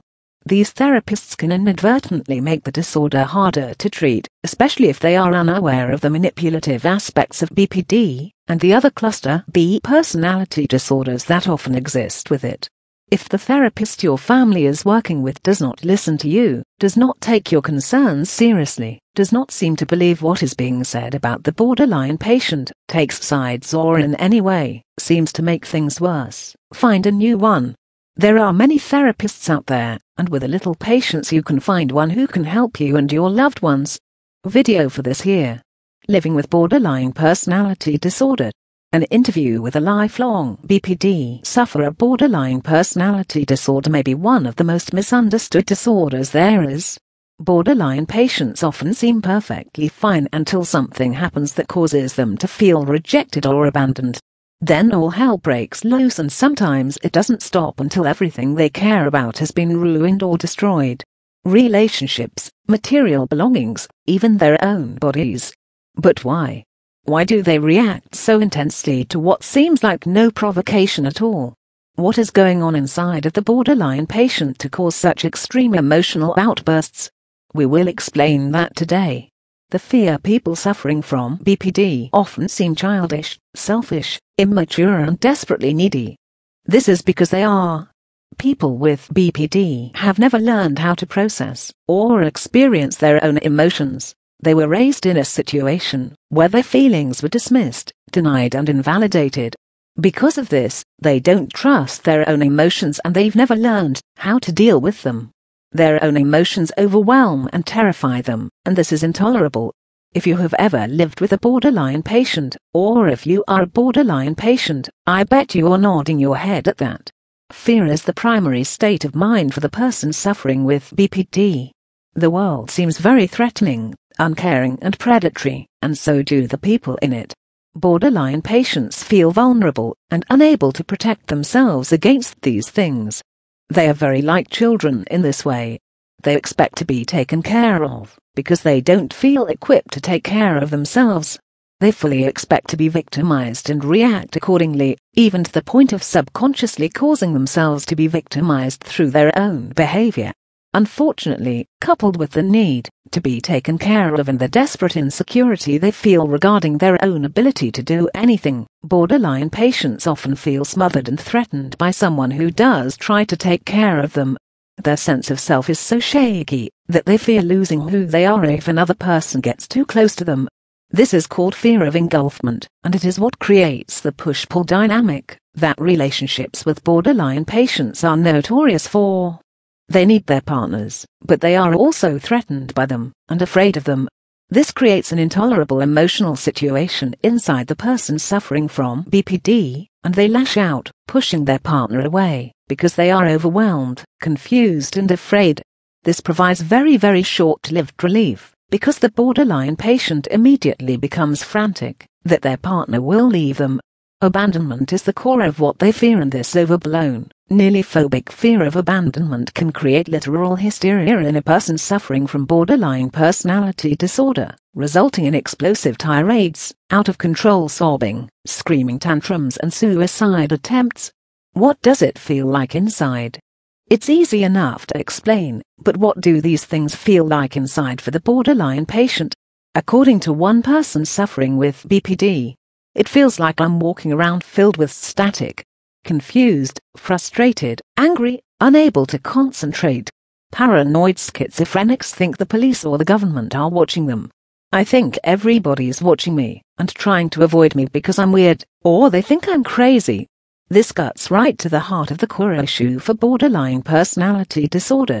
The belief that they are bad, evil or otherwise no good.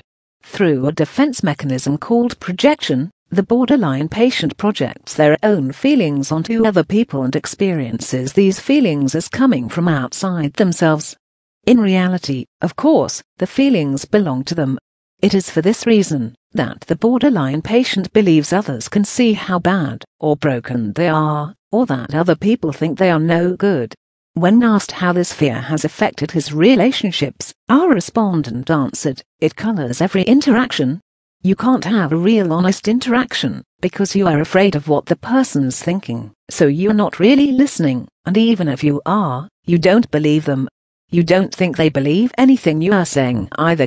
It's ruined virtually all of my relationships, even with my family. As we can see, this all circles back to the fear of rejection and abandonment that plagues people who suffer from borderline personality disorder. They see it everywhere and expect it from everybody. This fear is brought to the fore with a vengeance when the borderline patient is faced with a real abandonment, such as when a partner decides to end the relationship. Asked to describe what feelings this situation creates inside of him, our interviewee responded: urgency, desperation, panic, red alert. You know that ? It's an emergency, all hands on deck. My thoughts start racing and I feel lightheaded, like my head is spinning. It feels like something in your brain just kicked into overdrive. When asked why this was so frightening, or what it signified when someone decides to leave, he answered, because when no one is there, you are left alone with no lifeline. Then you are left alone with the disease, and there is no one there to pull you out, if you need them to. The rage. People suffering from borderline personality disorder often explode with rage very quickly. This rage may seem far out of proportion to the situation. Loved ones may be at a complete loss to understand why the borderline patient is so angry. People with BPD may be at an equal loss trying to explain exactly why, or may give reasons that don't make sense. They may insist others have said things they haven't said, or done things they have not done. They may claim loved ones have motives to hurt them. The rage also brings with it horrible insults, wild accusations, paranoid delusions, memory loss, physical violence and more. It is often frightening. The borderline patient may become completely out of control and be unable to calm down. It is perhaps the rage which pushes loved ones away more than the fear. The fear can cause clinginess, neediness, emotional manipulation to gain attention and other undesirable or provocative behaviors, but these behaviors are usually met with more understanding than the rage. Borderline rage is somewhat similar to narcissistic rage. It is an all-out assault against the loved one for abandoning or rejecting the borderline patient. They feel abandoned and rejected, and because their emotions are so immature and undeveloped, they react the way a very, very young child reacts, with out-of-control rage, that they cannot have what they want. Loved ones of the borderline patient usually recognize what they are seeing relatively quickly. It is the adult version of a temper tantrum. This is because people suffering from BPD were never able to learn how to control their emotions, or how to regulate them. A 2-year-old will scream for a toy, as if it is the end of the world, but as we age we learn to regulate these emotions more and more, so that eventually we only explode with extreme provocation. The borderline patient is unable to regulate their emotions. They overreact the same way as a very, very young child will to even the slightest provocation. This is not intentional, and it is not an act. People with borderline personality disorder have never been taught to control themselves and they don't know how. All they know is that they are upset because they cannot have something. What does it feel like inside? Those with borderline personality disorder have been compared to someone walking around with third-degree burns all over their body. Every touch hurts. They hurt all the time, and they don't know what to do about it. They look to their partners and loved ones to make it stop. When their loved ones cannot do this, the borderline patient becomes enraged. The people they've entrusted to care for them have failed them again.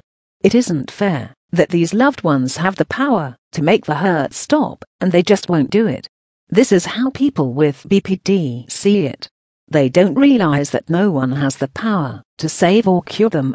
They don't realize that they are reading abandonment and rejection into words or actions where it does not exist. Most of all, they don't realize they are pushing their loved ones away with their assaultive behavior, effectively creating exactly what they fear. The borderline patient we spoke to for this article described the rage as a monster. My mouth just starts going, and suddenly I'm saying all these things, and it's like I can't stop myself. My mind just goes blank. I'm not thinking anything, I'm just running off at the mouth. All I know is that I'm hurt. Could make the pain stop, but I feel like won't, just because want to hurt me. I feel guilty lately for how I acted, because intellectually I know the things I said aren't true, but in the moment, they feel true to me, and I feel like I can't control it. Then I worry even more that I'm hated and will be abandoned, which makes me more paranoid about what people are thinking, or what the real meaning to their words is. It's a vicious cycle. Conclusion: no matter how difficult people with BPD can be, it is important to remember that they are victims of the disorder too. Even more so than their families, because while it is terrible to be attacked by a loved one, it is infinitely harder to be attacked from within.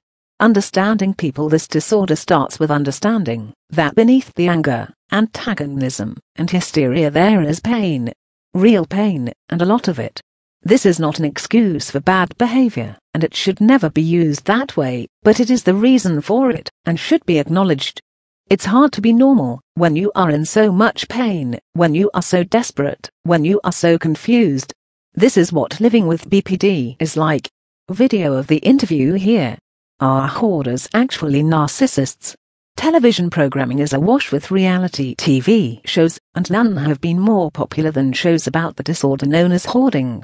Hoarding is defined as a compulsive need to keep things, even if the things they want to keep are broken, unusable, or unsanitary.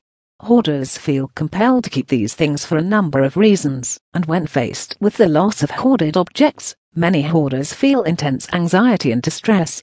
They may explode with anger, or even grief at the loss of control they feel when they are losing their precious objects.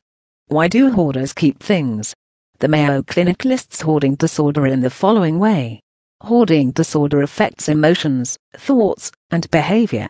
Signs and symptoms may include persistent inability to part with any possession, regardless of its value, excessive attachment to possessions, including discomfort letting others touch or borrow them, or distress at the idea of letting an item go, cluttered living spaces, making areas of the home unusable for the intended purpose, such as not being able to cook in the kitchen or use the bathroom, to bath keeping stacks of newspapers, magazines or junk mail, letting food or trash build up to unusually excessive, unsanitary levels, acquiring unneeded or seemingly useless items, such as trash or napkins from a restaurant, difficulty managing daily activities because of procrastination and trouble making decisions, moving items from one pile to another without discarding anything, difficulty organizing items, sometimes losing important items in the clutter, shame or embarrassment, limited or no social interactions. People with hoarding disorder typically save items because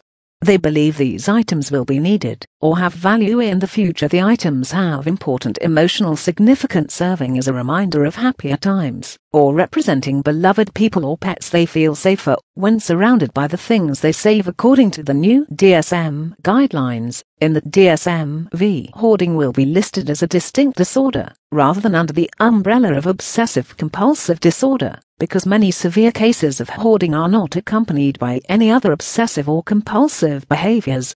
Hoarding ranges from more mild disorganization to severe compulsive hoarding, to the point that people can no longer function or live in their homes. These homes may be extremely unsanitary, even filthy, and may be filled with rotten food, feces, molded items or things that are broken. There seem to be at least two different types of hoarders. The first type are those who use item acquisition to cope with anxiety. Some have a shopping compulsion. The act of acquiring things makes them feel better. Compulsive shopping is a very damaging disorder.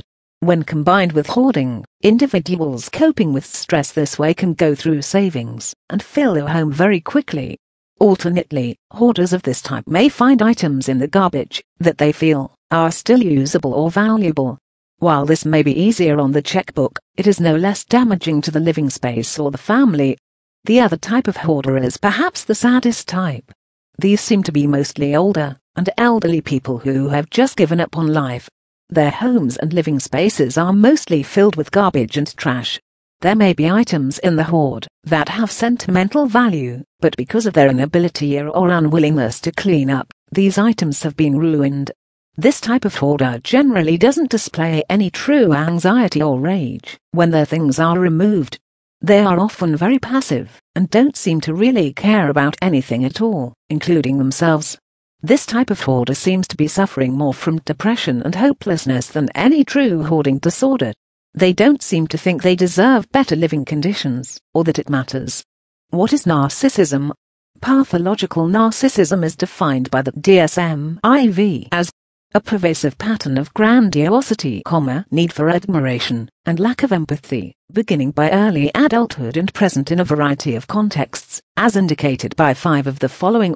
Has a grandiose sense of self-importance, is preoccupied with fantasies of unlimited success, power, brilliance, beauty, or ideal love, believes that he or she is special and unique, and can only be understood by, or should associate with, other special or high-status people, requires excessive admiration, has a sense of entitlement, i.e., unreasonable expectations of especially favorable treatment, or automatic compliance with his or her expectations, is interpersonally exploitative, i.e., takes advantage of others to achieve his or her own ends, lacks empathy, is unwilling to recognize or identify with the feelings and needs of others, is often envious of others, or believes that others are envious of him or her, shows arrogant, haughty behaviors or attitudes. The DSM-V listing of criteria for narcissistic personality disorder expands on these criteria quite a bit, as the older criteria, though accurate, was criticized for failing to describe the range and complexity of the disorder.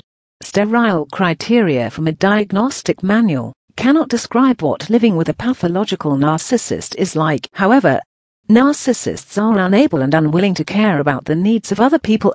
They believe their own needs are the only ones that matter, regardless of whether they are hurting or upsetting other people. It is all about them, literally. This is why trying to appeal to a narcissist by telling them how much they are hurting other people is ineffective. They don't care. They are incapable of caring. They will simply continue to insist that, if they cannot have what they want, they are being mistreated.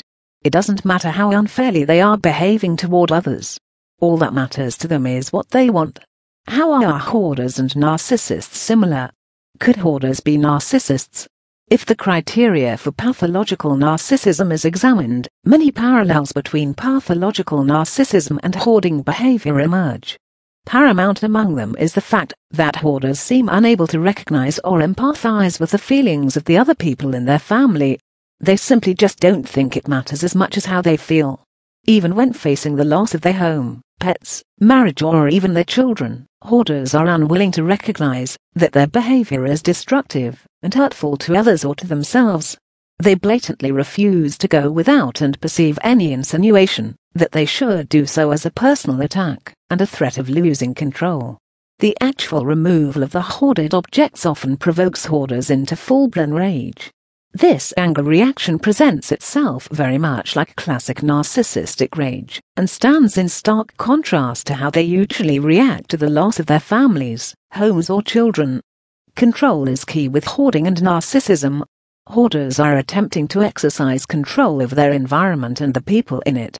Many are also attempting to express anger by making the living conditions in their home unbearable. Many hoarders talk about the hoard as a passive-aggressive attempt to hurt or get back at other people in the family.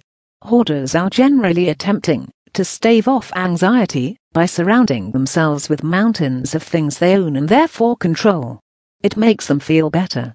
This is the same behavior we see with pathological narcissists, except they are attempting to manipulate and control other people. Perhaps then, hoarders are narcissists who feel unable to manipulate or control people, so they control objects and their environment. It is often the case that hoarding will begin or worsen after a loss of some kind.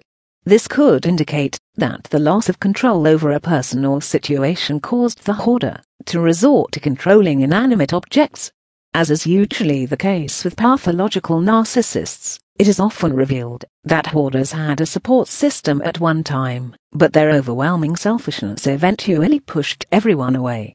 As is seen with hoarders, narcissists often attach excessive importance to objects. The objects they own are theirs. They are an extension of the narcissist himself, and the hoarder reacts much the same way. To the narcissist, the objects they own are just as important and just as deserving of special treatment as the narcissist believes himself to be.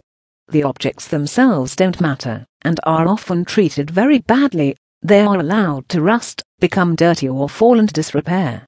This is the same behavior seen with hoarders. The objects only matter as far as how they make the hoarder feel. This is parallel to the way narcissists treat people, and upon examination of the hoarder's life it is often found that hoarders treat their families the same way. The sense of entitlement that many hoarders display is classic narcissism, and so is playing the role of the victim. Narcissists are unable to be grateful, because to a narcissist, they are either owed whatever they are given, or they are being hurt by it somehow. This is the same behavior we see with hoarders. Hoarders often do not say thank you to the people who attempt to help them, and many times they do not help with any cleanup or organization. This is indicative of narcissistic entitlement behavior. Hoarders also often display the poor impulse control, poor decision-making skills and emotional dysregulation that we see with pathological narcissism. Everything is geared toward making themselves feel better, regardless of how it makes others feel. The needs and feelings of other people are totally ignored or minimized in the pursuit of filling the void they have inside of them. People who hoard animals are often a very good example of the narcissistic aspects of compulsive hoarding. Animals are the perfect companions for narcissistic hoarders because animals make no emotional demands. They are not like people who will become angry or even leave if their needs are ignored or if they are treated unfairly. Animal hoarders claim that they are helping the animals they collect, but no real effort is made to see to the animals' well-being at all. The animals exist in the home solely to make the hoarder feel better. They fulfill the hoarder's needs, while their own needs are totally ignored. This is made obvious by the fact that animal hoarders are usually completely blind to how badly their animals are suffering. They never even notice. It's more important to an animal hoarder to believe they are helping the animals than it is to actually help them. In order to actually help the animals they've collected, the hoarder would have to relinquish control over the animals, and they cannot do that. The hoarder would rather the animals continue to suffer than go to another home. The hoarder is putting their own emotional needs above the animal's health and physical well-being. The hoarder is treating their family the same way. This is not love, regardless of what the hoarder thinks. It's selfish and it's abuse. In a word, it's narcissism. Are hoarders narcissists?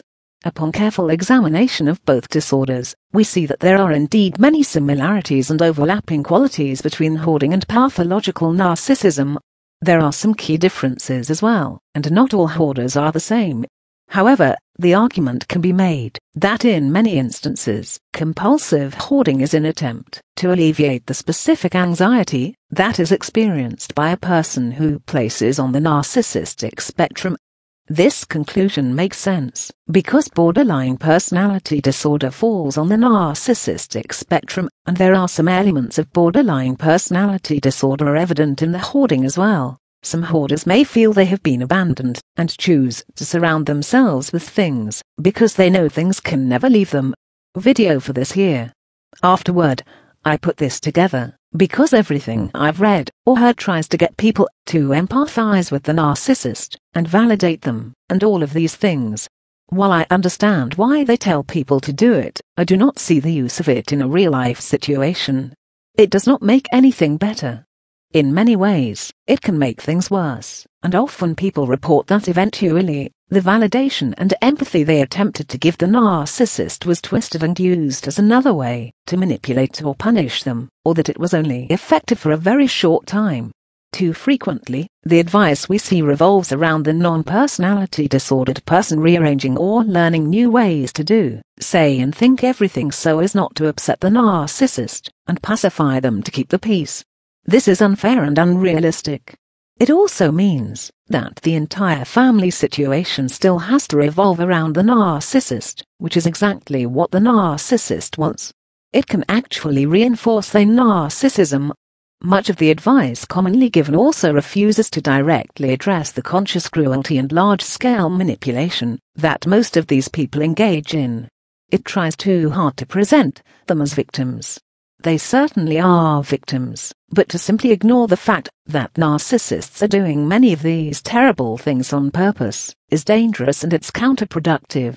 That may be why the textbook advice that we usually get regarding how to deal with narcissists often does not work in a real-life situation with a real-life narcissist. People's homes are not psychiatric hospitals or group therapy sessions, and most people are not doctors. I feel there is a real need to give common sense, practical information, and teach common sense, practical techniques for dealing with personality disordered people.